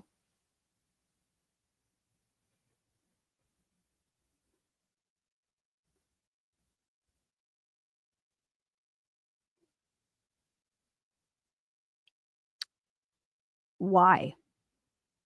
And there's, you guys, I get it. Everybody has to make money. Like you have to make money in order to live and pay your bills and take care of your family. You know what I mean? You can make money and still have integrity, okay, and still have class. Like, how much money would this ABC 2020 episode? How much money did you would have lost if you would have had it like on, I don't know, let's say tomorrow night or Saturday night? I personally think that you would have had more, and I think it would have been a better production because you would have had fucking time. But that's the words integrity. This is where the difference is, oh, Lana, well, you make money, so why are you talking? I'm not talking about money. I'm talking about integrity, and I'm talking about class. And there's a difference. People have it, and some people don't have it. These people don't have integrity. This isn't integrity. Why would you do the interview?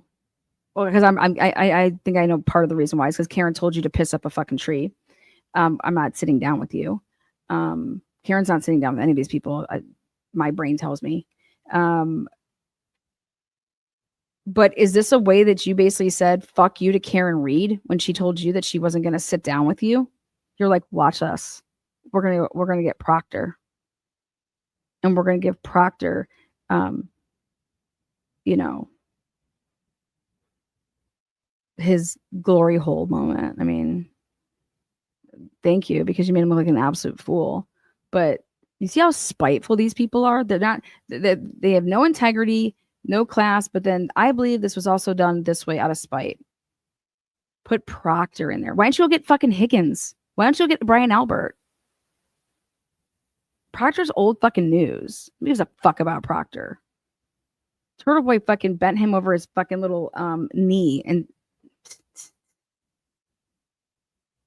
why don't you go get Jen McCabe?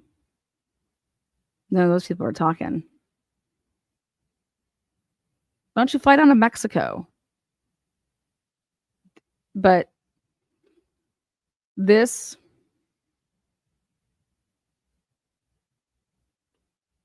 What, do they leave those little blank spots open because, hey, we're going to get the defense team to talk? And then they're like, no, the defense team said no. Karen Reed said no, never. And so they used recycled interviews from Alan Jackson in the past. And then they inserted stuff from Karen Reed's, oh, this come my chef nights and blah, blah, blah. On the day that she's, everybody knew it was going to be not guilty. I'm sorry. I knew that it was going to be not guilty. I just didn't know what if it was going to be everything not guilty with something hung. But as soon as they moved the barricades and did what they did, they were setting up a podium. These people are sick. These people are sick.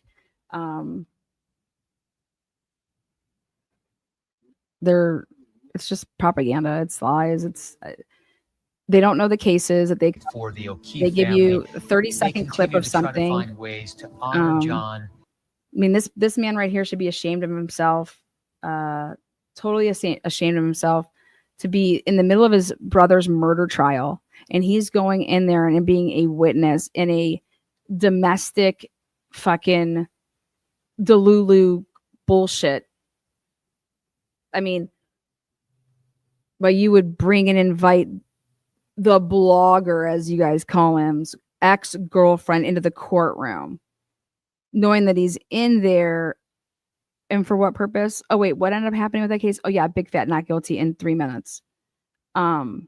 Because you're using her as a sword and a shield, which is a big no-no. How does somebody get involved? You should be thinking about your brother. All this other stuff should be literally like, you should be pissed about it. You shouldn't be a part of it. He's a part of it. He was a witness that was called in the case. He then went and texted or Facebook message with Turtle Boy, writing all this weird, wacky shit. Like, just like, ugh. And John's probably like, yeah, see, Paul, you are showing your ass. Like, you've always been this big fucking baby. Like, that's what I think John was saying. Thank you, Jess.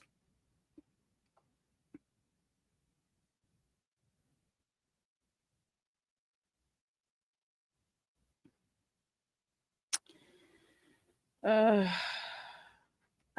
would love to know how these people all were able to go to that trial every day for 3 months straight without going to work. So somebody clearly is, they want to talk about Karen Reed's defense fund. They want to talk about Karen Reed raising money and thinking this was a reality show. This is not a reality show, you assholes. This is a reality of her life that y'all put her through, and that there were people out there in the world that saw it and wanted to help the financial burden, and they didn't even put it. People that donated didn't even put a dent in it, you know. And her dad is so right. The government has unlimited resources. If they want you, they will get you one way or another. Or you're doing this for like your whole life. Like you're just.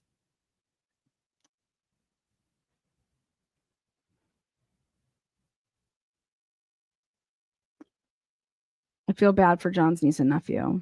I feel bad for John's dad. But everybody else, they made their own beds. They can lay in them. If you guys claim to be smart people and you would have looked at the evidence objectively, how you can, your own medical examiners are telling you things. ARCA wasn't hired by the defense team. Whatever relationship they developed after that, ARCA was hired by the fucking feds, man. And they said that your brother was not hit by a car.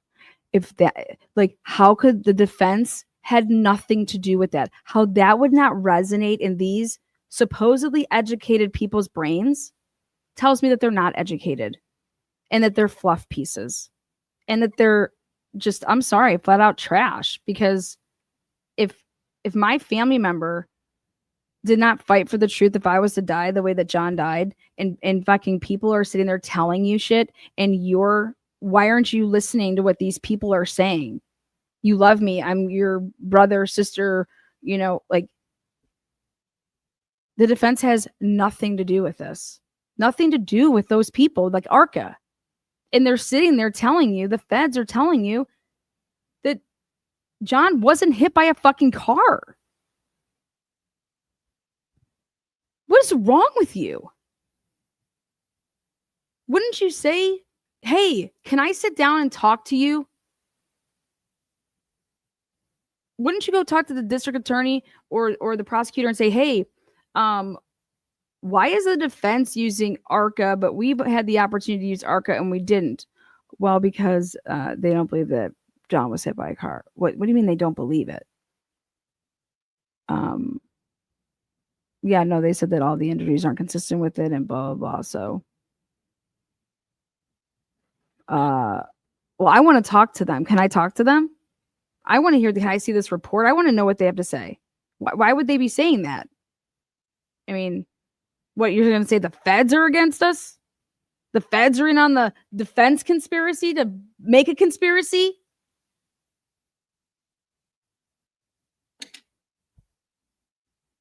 Objective people that don't even know about this case. My 9-year-old son saw John's arm and said, that's an animal attack. 9 years old. And then he was so smart to say, there'd be broken bones, Mom. 9. So you don't think he was hit by a car? No, my gosh, he would have a bunch of broken bones. 9 years old. He doesn't, you think I'm sitting him down, hey, watch this with me. I just simply asked him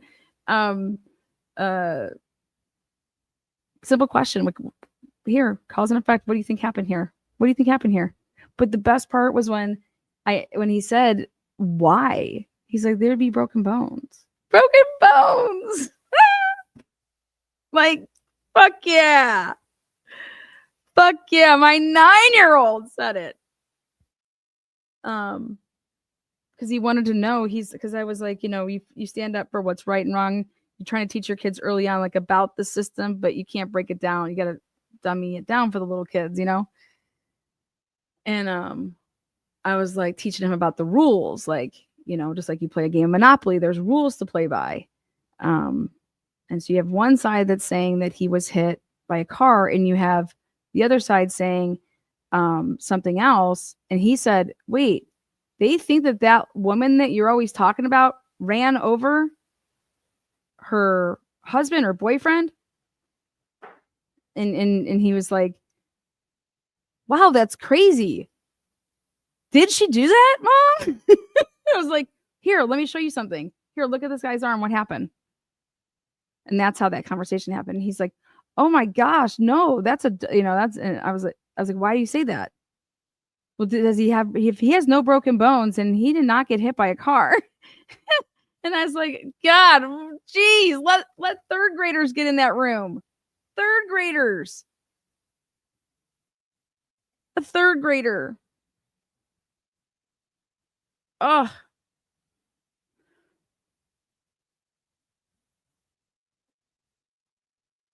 Third grader. And these idiots up here. Just, ugh.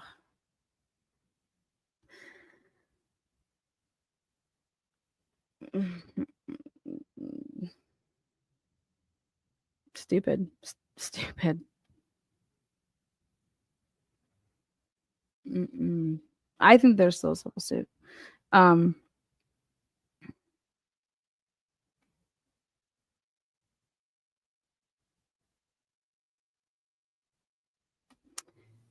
Yeah. So to see that these people are blaming the jurors, can you believe that? Can you believe that shit? These people are blaming the jurors. What's her name? Wendy Murphy is absolutely off her rocker, man. She called the jurors stupid and that they should lose their citizenship.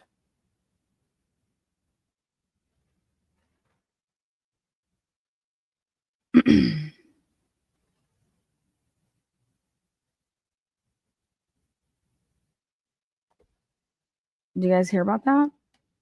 Fucking crazy. Yeah. And I finally figured out how Mark Betterow even came into the whole Karen Reed, world. And it was, we have Wendy to thank for this. I never knew that part of the story. I always wondered where Mark Betterow came from. And I learned by seeing a clip from the Mazda media and the Young Jerks. And I was like, oh my God, that's how that happened. It was when Wendy started posting her ridiculous shit and making ridiculous comments as, a law professional. And Mark Betterow saw it or, or was introduced to it. And I had no idea about that. And,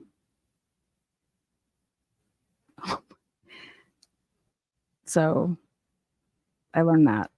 But yeah, let me get to her little Twitter page or her X page. Where is it? Wendy Murphy. I want to see. I'll read it. Wendy Murphy. I think this is it. Is it Wendy Murphy Law? Okay.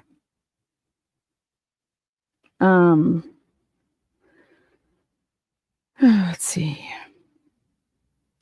Okay. 16 hours ago, Wendy Murphy says, think about how stupid the hashtag Karen Reed jury had to be to find her guilty of OUI, the charge with the weakest evidence, and not guilty of manslaughter, which Reed admitted to, and the undisputed tech stream data prove beyond all doubt. Stupid jurors should be stripped of citizenship.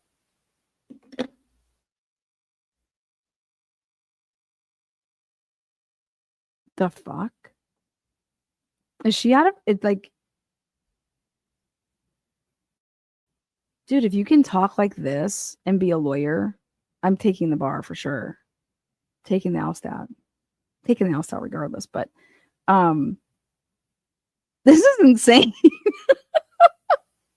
Then an hour after that, she says, I don't mind being wrong about the verdict or anything else, but I mind jurors being allowed to sit in judgment on serious cases if they're stupid. Low IQ jurors and people who generally can't understand science or who believe in myths and conspiracies should be basically disqualified, unqualified. That's why, Wendy, I like to start at the beginning of the story, though. And I feel like cops shouldn't go and become cops because they can't get into college. They're like, oh, well, I'll go off, to the military, or I'll go be a cop. Because they're just taking anybody, you know what I mean? I want people like raise the standard, raise the pay, you know what I mean? And just because you're one day if you became a patrolman, that doesn't make you a detective down the road just because, oh, you've been here so long, now will make you a detective. Like a detective has different skill traits that you would be looking in, and then versus a patrol officer. I mean, but why don't we start at the beginning, not at the end of the story, and talk about if the police in this case would have went by the book on how to secure a crime scene, interview, run an investigation, then we wouldn't have ever probably needed jurors.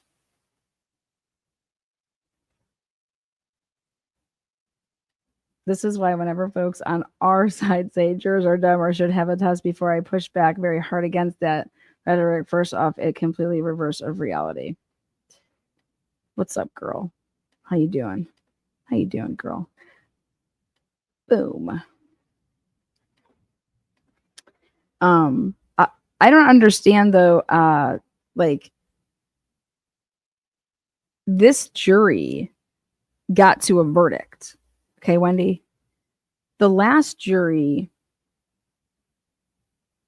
didn't even understand the directions.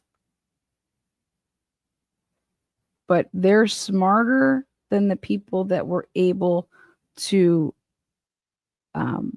render a verdict and read the instructions and be able to figure out how to not fuck Karen Reed based off of the verdict slip 2 that is designed to fuck Karen Reed. These jurors were smart enough to figure out a way together. And hey, if we go guilty on the last one, because right now, guys, we're all divided on that. And the way that this form reads is that we're going to hang all these other ones. We need to come to a decision on this last one. And I'm wanting to change to guilty if it means saving this woman from a murder charge, a manslaughter charge, and leaving the scene. And she'd be getting charged with a DUI. If that's going to make you guys all agree, then I say that all of us that are saying not guilty to this DUI, let's change our vote, because we are going to hang this whole slip. But Wendy, she says, then 4 hours ago, or I'm sorry, 3 hours ago, she says, anyone see the irony in an admittedly corrupt defense prevailing by accusing the other side of being corrupt without any evidence that the other side was actually corrupt? The evidence was right in front of us, and we all saw it when Hank Brennan got up at the podium and purposely waited to ask Dr. Wolf the questions about the sweatshirt on the back with the holes. That was the dirtiest thing I've ever witnessed in my entire life. Watching, that was dirtier than any sporting, somebody just like what happened to Caitlin Clark the other night. That's dirty ball. Any sporting event. What we saw in a courtroom by Hank Brennan to literally try to lie to the jury about how those holes got there in the hoodie sweater of John O'Keefe, and purposely designed it to not introduce certain pictures into evidence and not ask certain questions leading up to that moment. I mean, I've never witnessed anything more just filth in my life. And that motherfucker never apologized for it. He never apologized to the jury for it. Wendy Murphy's pure fucking trash. She's a garbage can, trash can.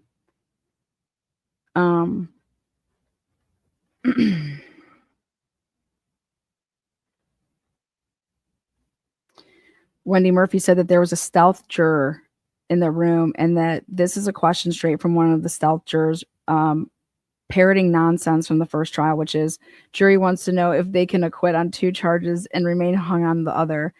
The judge doesn't want to answer the question. Wendy Murphy, only reason Karen Reed won't be found guilty of murder is that jurors have a hard time seeing a cute white woman as a murderer, especially when she intentionally poses in public in tight clothes with her lawyer hugging her breasts. Eroticizing female defendants is a tactic.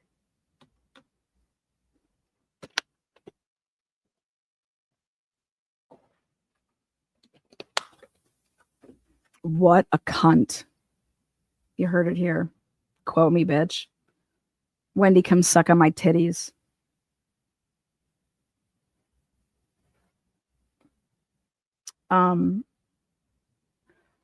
She said a day ago, don't be surprised if a juror is removed tomorrow. Just saying. Who is this fucking woman? Wait, I'm reading. This is all Wendy Murphy. This is Wendy Murphy's Twitter account.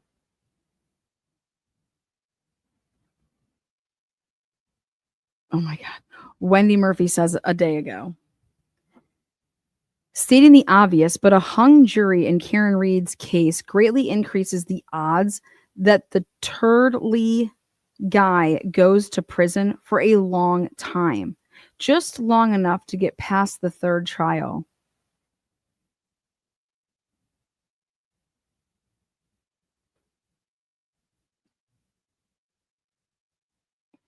Wendy Murphy must have never met Lori Daybell. That's all I gotta say.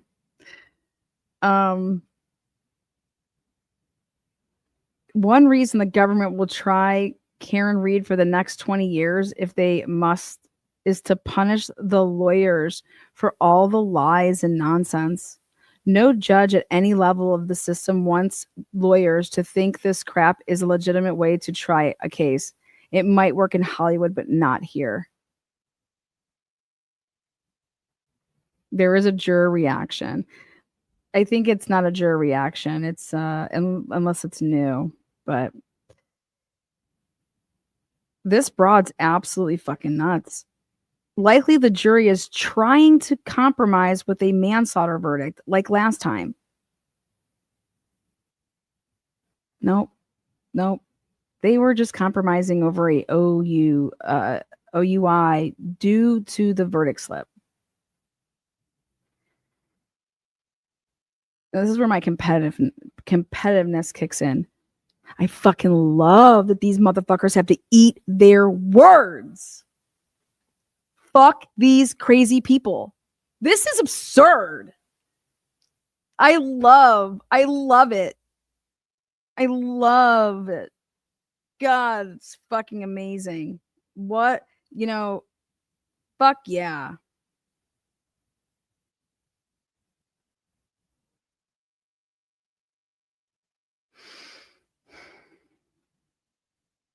Listen to Wendy.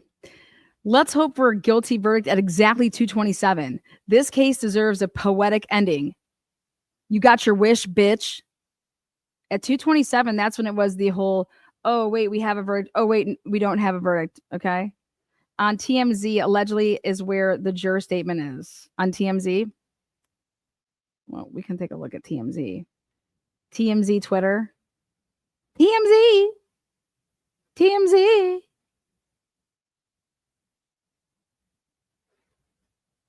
Oh. Forget reasonable doubt. One of the jurors who voted to acquit Karen Reed of a murder charge in her retrial says he says he felt she was completely innocent. For the jurors, there was a mix of some people think that she was definitely innocent. This is juror 4. Other people, there was a lot of reasonable doubt, at least to where we didn't want to convict her. That's really interesting. So, could you give me a breakdown there? Okay. Roughly, what percentage of the jury felt she was innocent? I mean, I can only speak for myself. I think that she was innocent. It's hard to Can you guys tell hear? exactly what people think deep down. There was a lot of things thrown at us, of evidence. So it's hard to tell what truly. So you say, in your head, she was innocent. Does that mean you think she was framed by people inside that house? It doesn't necessarily mean that. I don't know what happened. I don't know what happened to John. Really, I was only presented a limited scope of what happened at the night, and I can only base my opinion off of the evidence that was shown in the courtroom. So I don't really know if there was a cover-up or not. I know that's the big conspiracy around it, but I don't really know. All I know is that there was a lot of holes in the investigation. Whether they were deliberate holes or not deliberate holes, it's kind of hard from me sitting back to know that, what actually happened. So what was the feeling of the jury? Because Alan Jackson and the other lawyers raised the issue that she was framed by cops and that they would have turned that house upside down if they really wanted to do an honest investigation, and that he was not hit by a car. He was attacked in that house, bitten by a dog, and then put outside to frame her. Did people Stupid question. on the jury, or some of them, buy that argument? I think some of them bought that argument. It's just hard to tell, though, because whether or not we think that there was malicious intent, we were only presented with the facts that they didn't go into the house. So, there's an example of reasonable doubt. So like, there's other examples of reasonable doubt.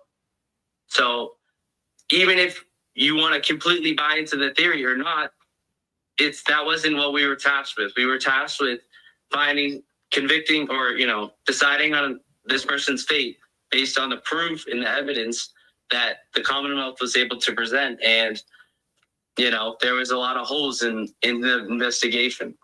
Yet you went many steps beyond that because you say, in your view, she was innocent. What compels you to think that? Well, one thing that I think that compels me is we did a lot of review of the tapes, and it seemed to me that the videos that we could see from the car after the alleged incident happened, that when we could see the taillight, it was lit up red where it shouldn't have been red. That leaves to me a conclusion of, well, how come it's red in this video after the alleged, collision happened, and then it's not, it doesn't have any red pieces where it should be red. So in other words, you do not believe that SUV made contact with John O'Keefe? I don't believe that the SUV collided with John O'Keefe. What was the initial vote with the jury when you first took your vote? We didn't do an initial straw poll. The judge recommended to us in the courtroom that is not a good way to do it. We broke down, what we did is we broke down each charge, and we went from top to bottom and discussed everything thoroughly, and did our best to do right by the Karen Reed and the Commonwealth. Was there a division initially? Yeah, there was a division. But that's what we're there to deliberate and talk about all the evidence. There was 2 months of us sitting there, them throwing all this information at us absorbing the information, going home, thinking about it, reviewing it in our heads, and we get to the deliberations, and now we have an opportunity to discuss. Some people went into the deliberations and they were still unsure after two months. And that makes sense because there was a lot of things going on. There's a lot of information. How much can you weigh one thing or another thing over, Yeah. What about jurors who felt initially she was guilty? Were there any of them? Yeah, there were a few jurors that think that had thought that initially when they went into the deliberations, that was their standpoint, and that's what we were there to do, to talk through all that and bring up every single piece of evidence. Is there an angle of reasonable doubt to where we're not really sure? Like, are you really sure? Are you 100% or are you 99.9%? If you're that 99%, we can't convict you. What brought the ones who felt she was guilty over to the not guilty side? Was there anything in particular that seemed to resonate with them? It's hard to tell from my position. You'd have to ask them about it. But in my opinion, I think it was just due to the poor investigation. There's just too many holes. And, it's hard to prove that the collision happened. So if there's reasonable doubt that happened, or that there may have been foul play, if there's room for that, then it's hard to come to a guilty verdict. What happened when the jury initially said they had a verdict and then said, oops, Good no, question. we don't. And then 15 minutes later, they said, oh, we do. What happened there? That actually is kind of interesting. So the envelope, it was sealed and it's locked away. It'll never be looked at. But on everything on that initial slip was the same as the slip that was presented. But why did they pull it back? It wasn't them. The pulling the back was for the OUI charge. Was driving under the influence, essentially. Drunk driving. Yes, driving under the influence. We in our deliberations, we had decided there was enough evidence and proof that she was driving under the influence. And So, how did the defense do? How did the lawyers do, in your view? Her lawyers. For her lawyers specifically, I think they all did. I think that all the lawyers on both sides did a really good job. They presented their case as well. The police, you say the investigation was poor. The defense said it was more than poor. It was corrupt, and they pointed to the lead detective who had been fired, didn't testify in your trial. Did that have an impact? And did you think it was a corrupt police investigation? Do I think it was a corrupt police investigation? I don't know. There's no way for me to know. I wasn't there. There was just, there was holes in the case that left for reasonable doubt. I think they could have checked some boxes or done some things differently. But do I know that they were corrupt? Absolutely not. I don't know that there was any corruption going on.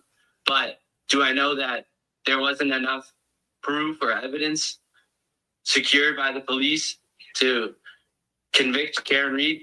Absolutely not. There was not.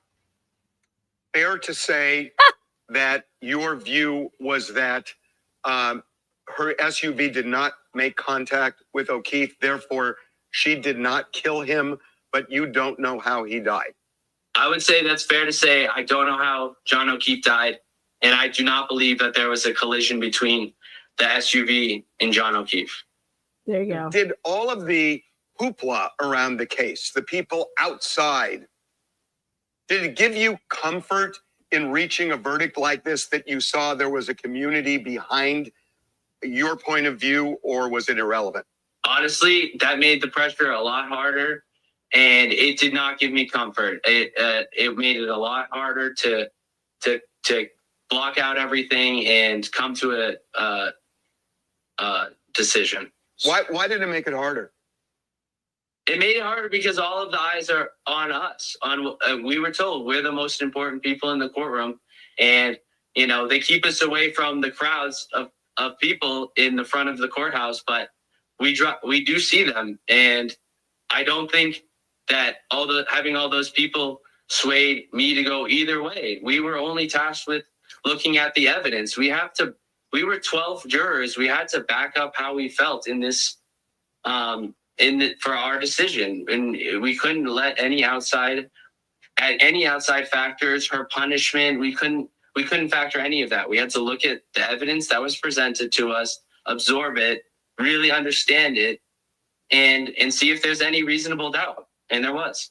What's a core memory from the Hannah Montana days that still makes you laugh? Dad? What do we think? You guys want to hear from the beginning one more time? Those of you guys that just joined. They found Karen Reed not guilty on murder and manslaughter. Was it because they had reasonable doubt, or because they thought she was innocent? So I think for the jurors, there's a mix of some people think that she was definitely innocent, and the other people, there was a lot of reasonable doubt. He gave his name. His name is Jason. He is not the foreperson. His name is Jason. White man, I would say under 30. At least to where we didn't want to convict her. That's really interesting. So could you give me a breakdown there? Roughly what percentage of the jury felt she was innocent? I can only speak for myself. I think that she was innocent. It's hard to tell exactly what people think deep down. There was a lot of things thrown at us, evidence. So it's hard to tell what's really. So you say in your head she was innocent. Does that mean you think she was framed by people inside that house? It doesn't necessarily mean that. I don't know what happened. I don't know what happened to John. Really, I was only presented a limited scope of what happened at the night, and I can only base my opinion off of the evidence that was shown in the courtroom. So I don't really know if there was a cover-up or not. I know that's the big conspiracy around it, but I don't really know. All I know is that there was a lot of holes in the investigation. Whether they were deliberate holes or not deliberate holes, it's kind of hard from me sitting back to know that, what actually happened. So, what was the feeling of the jury? Because Alan Jackson and the other lawyers raised the issue that she was framed by cops and that they would have turned that house upside down if they really wanted to do an honest investigation, and that he was not hit by a car. He was attacked in that house, bitten by a dog, and then put outside to frame her. Did people on the jury, or some of them, buy that argument? I think some of them bought that argument. It's just hard to tell, though, because whether or not we think that there was malicious intent, we were only presented with the facts that they didn't go into the house. So, there's an example of reasonable doubt. So, like, there's other examples of reasonable doubt. So, even if you want to completely buy into the theory or not, that wasn't what we were tasked with. We were tasked with convicting, or deciding on this person's fate based on the proof and the evidence that the Commonwealth was able to present. And there was a lot of holes in the investigation. Yet you went many steps beyond that, because you say, in your view, she was innocent. What compels you to think that? Well, one thing that I think that compels me is we did a lot of review of the tapes, and it seemed to me that the videos that we could see from the car after the alleged incident happened, that when we could see the taillight, it was lit up red where it shouldn't have been red. So that leaves to me a conclusion of, well, how come it's red in this video after the alleged, collision happened, and then it's not, it doesn't have any red pieces where it should be red. So in other words, you do not believe that SUV made contact with John O'Keefe? I don't believe that the SUV collided with John O'Keefe. Holy shit! It's so true, though. It's so true, though. The 508 camera that catches and goes and leaves to go search for him, right? It's fucking lit up. What was the initial vote with the jury when you first took your vote? We didn't do an initial straw poll. The judge recommended to us in the courtroom that is not a good way to do it. We broke down, what we did is we broke down each charge, and we went from top to bottom and discussed everything thoroughly, and did our best to do right by the Karen Reed and the Commonwealth. Was there a division initially? Yeah, there was a division. But that's what we're there to deliberate and talk about all the evidence. There was 2 months of us sitting there, them throwing all this information at us absorbing the information, going home, thinking about it, reviewing it in our heads, and we get to the deliberations, and now we have an opportunity to discuss. Some people went into the deliberations and they were still unsure after two months. And that makes sense, because there was a lot of things going on. There's a lot of information. How much can you weigh one thing or another thing over, Yeah. What about jurors who felt initially she was guilty? Were there any of them? Yeah, there were a few jurors that think that had thought that initially when they went into the deliberations, that was their standpoint, and that's what we were there to do, to talk through all that and bring up every single piece of evidence. Is there an angle of reasonable doubt to where we're not really sure? Like, are you really sure? Are you 100%, or are you 99.9%? If you're that 99%, we can't convict you. What brought the ones who felt she was guilty over to the not guilty side? Was there anything in particular that seemed to resonate with them? It's hard to tell from my position. You'd have to ask them about it. But in my opinion, I think it was just due to the poor investigation. There's just too many holes. And, it's hard to prove that the collision happened. So if there's reasonable doubt that happened, or that there may have been foul play, you know, if there's room for that, then it's hard to come to a guilty verdict. What happened when the jury initially said they had a verdict and then said, oops, no, we don't. And then 15 minutes later, they said, oh, we do. What happened there? That actually is kind of interesting. So the envelope, it was sealed and it's locked away. It'll never be looked at. But on everything on that initial slip was the same as the slip that was presented. But why did they pull it back? The pulling the back was for the OUI charge. Driving under the influence, essentially. Drunk driving. Yes, driving under the influence. We in our deliberations, we had decided there was enough evidence and proof that she was driving under the influence. And So, how did the defense do? How did the lawyers do, in your view? Her lawyers. For her lawyers specifically, I think they all did. I think that's going to get cleared up. So no, I don't think it was going to be not guilty across the board. I think that's going to get cleared up. I think you could see it because he's like, that's interesting the way that he's saying that. And then he's like, the form was the same. And so I don't know if he understood the question in terms of like, did they want to make sure like, oh wait, there was a new verdict form. Did we fill out the right form? Because remember they had the one juror slip. Okay. And then she's like, oh, here's the new one I'm giving you guys. Okay. And so were they like, oh wait, hey, like, let's get that back. Okay. Because we need to actually put it on the new forms that you gave us, Bev. So I think there's going to be some explaining to that down the road about that.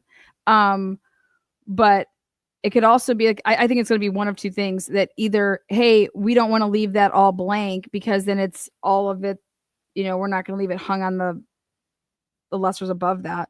And so let's just all go not guilty. So, or hey, is that on the right slip that because they gave them new juror forms, So but he was saying the same thing was in there is the same thing that we had. And that tells me that, it was guilty. I think he would have said something like,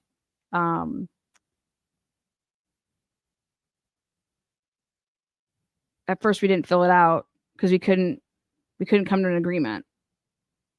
And then we did. So we asked for it back. Like that, I think that would have been really simple to explain.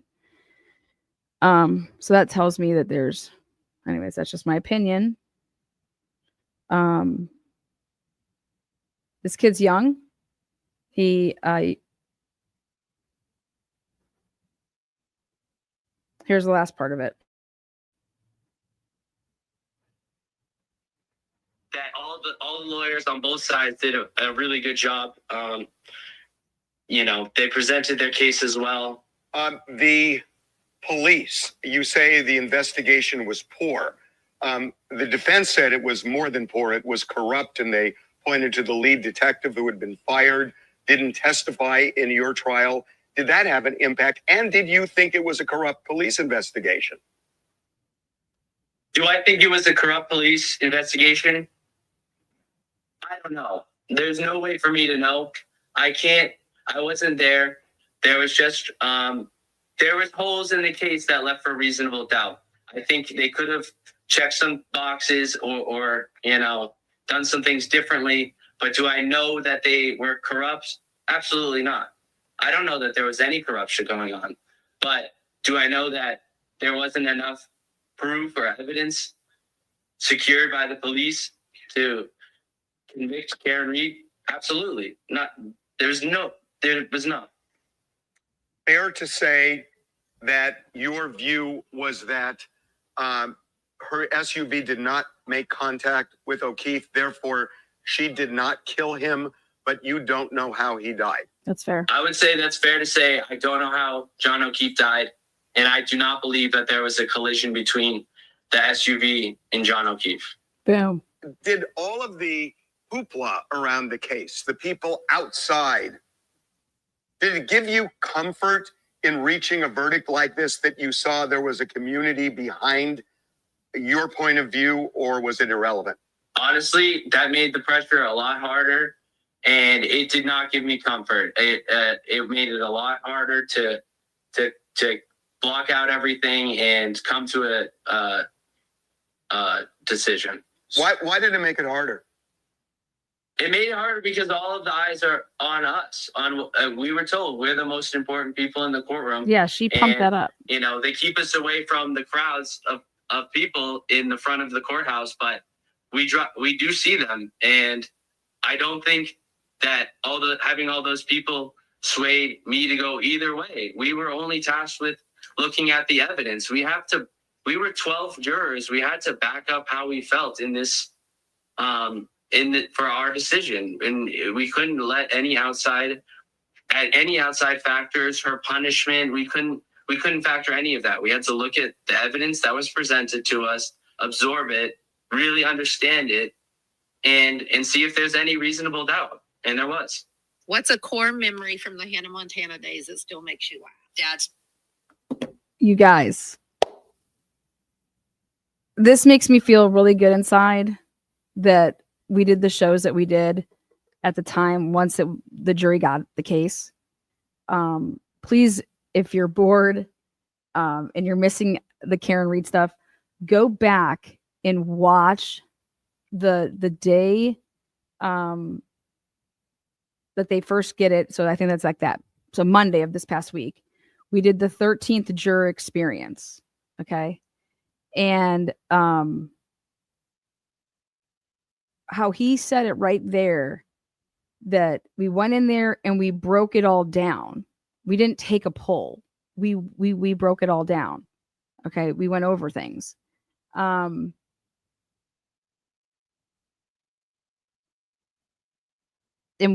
we explained things to people, because I think a lot of people said things like, well, if I heard something one way and then somebody else heard it another way, and then you're comparing your notes or whatever because you're laying it all out. I mean, they did it a really good way. Totally different the way that he's talking compared to the way that they did it in Delphi. In the way that it was like, okay, raise your hand. Where you at? Okay, let's put these people all together and like put one person with them that's, to divide people up then and to get them to sway. And this was more of like we're going about this about reasonable doubt. Is there reasonable doubt? That's the burden here. And it's just, I hope that all these people keep talking and keep talking and keep talking, because I think the way that they did it in that courtroom, in that jury deliberating room, is key in the whole reasonable doubt role of criminal cases that we want to see back. The Commonwealth, the prosecutors, the state, they have this burden. Okay. And we're not bailing them out. Like, do your job, bring us the case. And he hit on every point. I didn't even have enough of the information. It was out. Our scope was so limited. I'm not there to solve the murder. That 99%, that's that moral certainty that he's speaking about. I have a feeling that these jurors are all going to talk. They're younger. They're used to like the whole, like they're social media people, you know what I mean? They look at social media. Older people, that's not their thing. It'll be really good. It's insight, really good insight. But the reasonable doubt thing is the first thing that he went to. I liked Heather's question, which was, I bet you that just was one of their arguments was, well, exactly. How did her taillight get there? If you don't think that the car hit him, then how the taillight get there, right? I mean, but that's going beyond the scope in terms of what he's saying is, and I think that's how you would break it down, is to say, guys, did the car hitch on? Is that the murder weapon? is there a reasonable doubt to say that that's not the murder weapon? And so, however, like they broke it down to say we have to start here, and then we have to start here, and then we have to go to this part, and we have to go to this part, and we have to go to this part. The way that you do that, you don't jump to part 10. You start at part 1. And you're understanding that we have to prove, number 1, for murder in the second degree off of the whiteboard, caused the death of John O'Keefe, raise your hand. 2, intended to do an act. Did she think that his death was possible? Then we go to manslaughter. We have 5 things that we have to get through.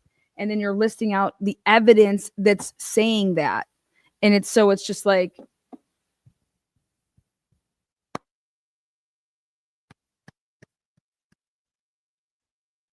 I don't care how the taillight got there on the lawn, because we've already just determined that the taillight on the car, first of all, we don't believe that it was busted because of the video. And we also don't believe that, based off of the science and stuff, that they've proved beyond a reasonable doubt that the car caused the damage. Now, why any of that taillight is there, I don't give a fuck. I don't give a shit. That's how it could be arguments in there, but all you need one person to say back is that, well, we can agree to disagree, that we're not going to sit here and say, okay, was it Higgins that put the taillight there? Was it Proctor that put it there? Was it this?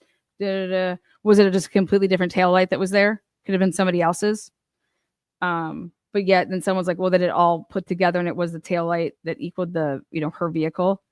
And I think that versus getting all in the minutia with that, and we could sit here and argue, and that's where arguments would lead to, is that we can all get behind the fact that they did not prove beyond a reasonable doubt that, and we can just stop right there with that.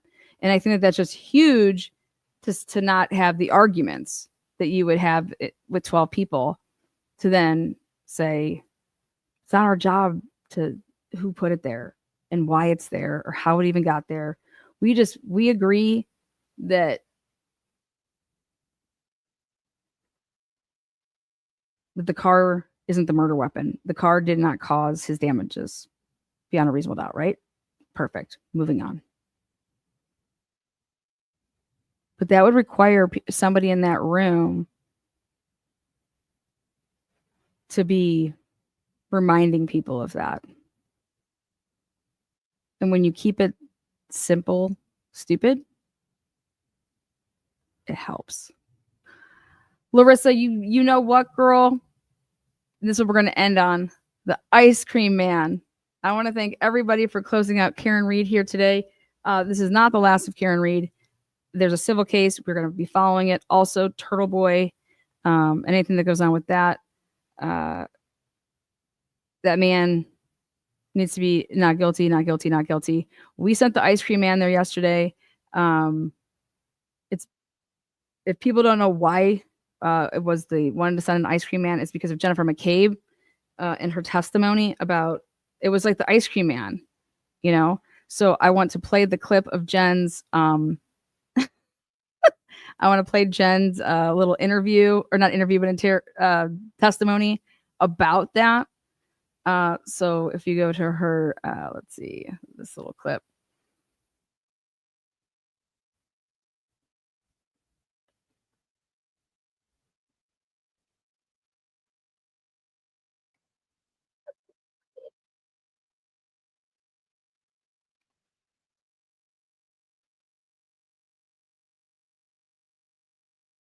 You're joined by Nick and Karina Kolakithis, is that right? Yes.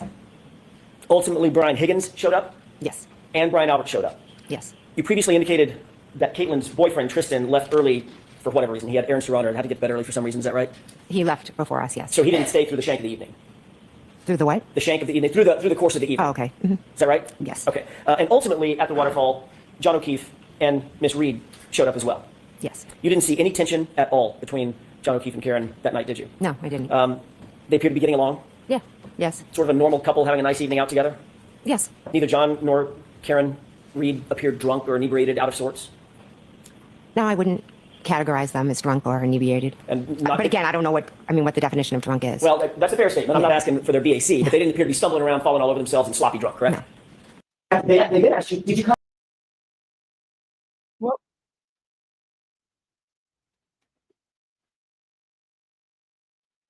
No, at that moment, because they had just come in my house. Only one person can talk at a time. You said the word no. She was finishing her answer. She's defending her. Every report that dealt with an interview of Jennifer McCabe, from whatever police officer it was or trooper, is wrong. Didn't document what she said properly, right? Because she didn't say, I hit him, I hit him, I hit him. She questioned, do you think I hit him? Could I have hit him? She said it in those manners because in the grand jury, she testified to that in the grand jury. She never said in the grand jury, I hit him, I hit him, I hit him. That said, okay, before you go testify, the prosecutor is going to bring you in a couple days before you testify, and he's going to sit you down and do what's called a trial prep. So she should have been given her grand jury minutes to read her testimony from the grand jury back at the first trial. She doesn't. Truthful with them, correct? You ultimately called these officers back, correct? Yes. And you explained to them that you had been untruthful with them, correct? I explained that I had forgotten to mention a couple of people that I had reached out to. You had forgotten. Is that your testimony? Yes. You had forgotten. You remembered Matt and you remembered Carrie, but you had There we go. forgotten the others that you had just contacted maybe 30 minutes before. Yes. There were 5 people that you contacted, weren't there? I contacted Matt. Let's go through them. I'm just asking yes or no. You know them? I know 4 off the top of my head. Okay, let's go through them. Okay. You contacted your husband, correct? Yes. You contacted Carrie Roberts, correct? Yes. You contacted Peggy O'Keefe, correct? Yes. Then, Ms. McCabe, you contacted the district attorney's office, correct? My witness advocate. The district attorney's office. My witness advocate who works for the district attorney's office. Thank you, Ms. McCabe. Yes. And you also left out that you contacted Brian Albert himself, correct? Yes, my brother-in-law. For some reason, your brother-in-law, who's the 30-year Boston police detective, correct? Yes. And on whose lawn John O'Keefe was found dead or dying. Objection. I'll allow that. Correct? Yes. For some reason, you did not want these officers to know that you had communicated specifically with Brian Albert, the homeowner, just before you talked to them, correct? No, incorrect. There was some reason that was important enough for you to lie about that, even though you had been admonished that it's a crime to lie about that to those officers, correct? Incorrect. I didn't lie to them. I had forgotten who I had called. And all of a sudden you had an epiphany right after they walked out the door? Yes. Matt said, who have you spoken to? Objection. She testified possibly in a federal grand jury. She testified in a state grand jury. She testified last trial. Right. Okay. Now she's coming to this trial.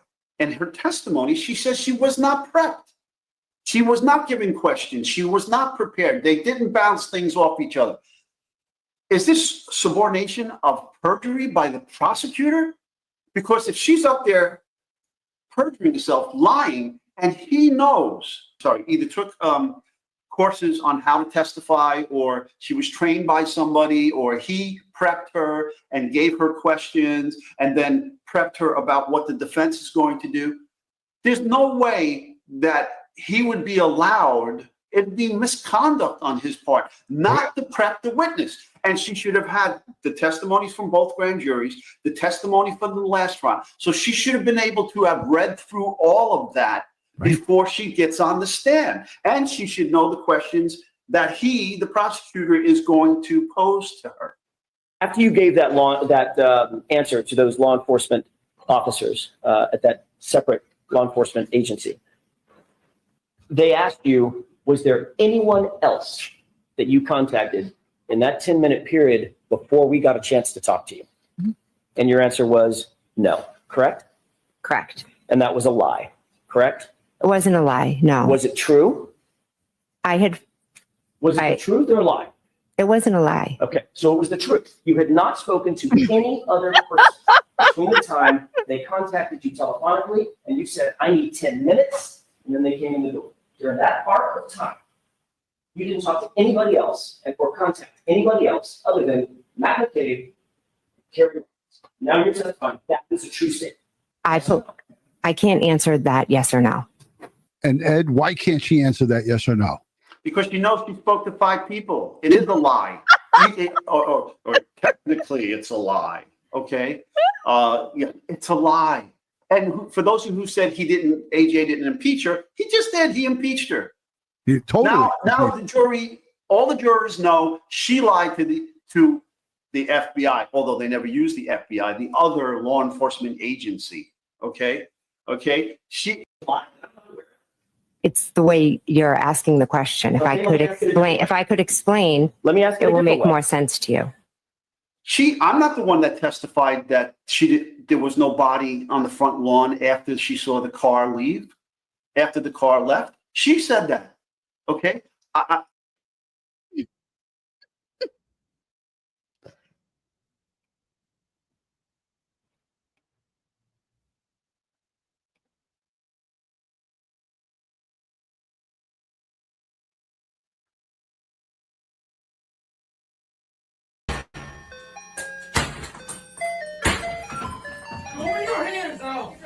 Hands up. It's really that simple. So it's like when when the ice cream truck was at the street next door and I'm saying, did the ice cream truck come? It's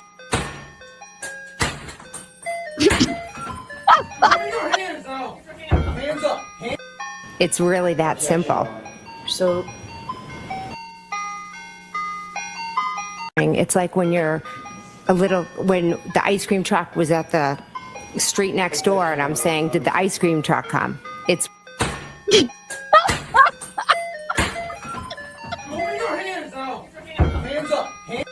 It's really that simple. So this is why we sent the ice cream truck, bitches. It's like when when the ice cream truck was at the street next door and I'm saying, did the ice cream truck come?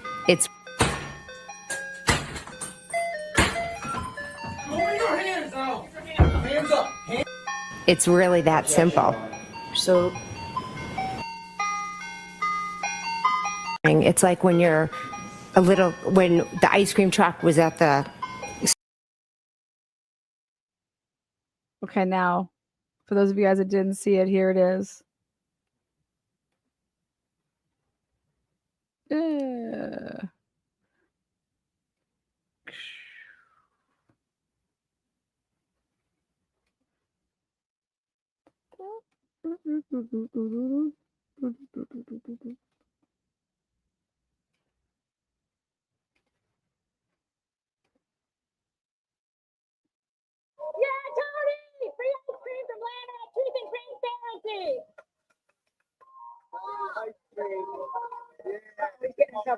He's getting in trouble. Yeah, Tony! Free ice cream from Lana, truth and transparency. He's getting in trouble. He's getting in trouble. He's got to turn it off. Oh, he's got flustered. All right. Ah. Hey, Nana. Yeah. It's free ice cream. He's gonna go park. Lana from Truth and Transparency's paying for it. Anybody? Officers? Anybody who wants ice cream? Fucking priceless. So people were asking, they didn't understand it. And it's like Jennifer McCabe is talking about, it's just like the ice cream man, the ice cream man's on the street, and it's like, bitch, roll up, pull up, bitch. Here, Tony. So I talked to him on the phone after they said he couldn't sell the ice cream down there. I said, okay, I just want you to go wrap back around the part, make a loop and go back through, and can you please turn on your music? Okay, can you please turn on your music? And just drive through and, leave. And he said, okay, you got it. So we sent him $125 to do this. I wanted everybody to be able to get ice cream. So he loops back around, and then I was like, Holly, you need to get me a video. And because I wanted to give the ice cream also free to the police officers, for it's getting hot down there for what they've been doing. And so that's yeah. So this was for Jen McCabe. Big slap in the face to Jen's testimony. And I did that based Karen Reed said it's either me or it's you, Jen. Here you go. Karen, this is for you.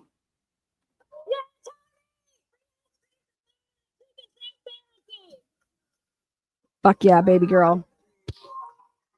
He's getting in trouble.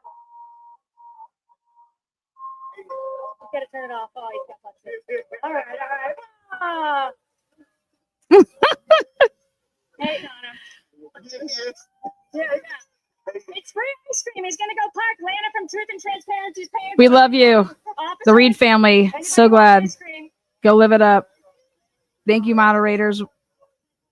You guys rock. There's Tony. But shout out to everybody. Free Karen Reed. Fucking DUI bitch. Give me a DUI. Love it. Love it. Love it. Jen, you're a joke. Can't wait for the civil case. Hope it goes all the way. But I want to take back what I said. If Karen does not want to take it all the way, I know why. 3.5 years is fucking a long time, and it's hell. And if she just wants it to be over, and Karen has that right, and you never know how much time you have left on the earth, and her parents, 75 and 77 years old. Go enjoy your time with them, So peace out, Girl Scouts. We'll be watching. Take care. Much love. Bye.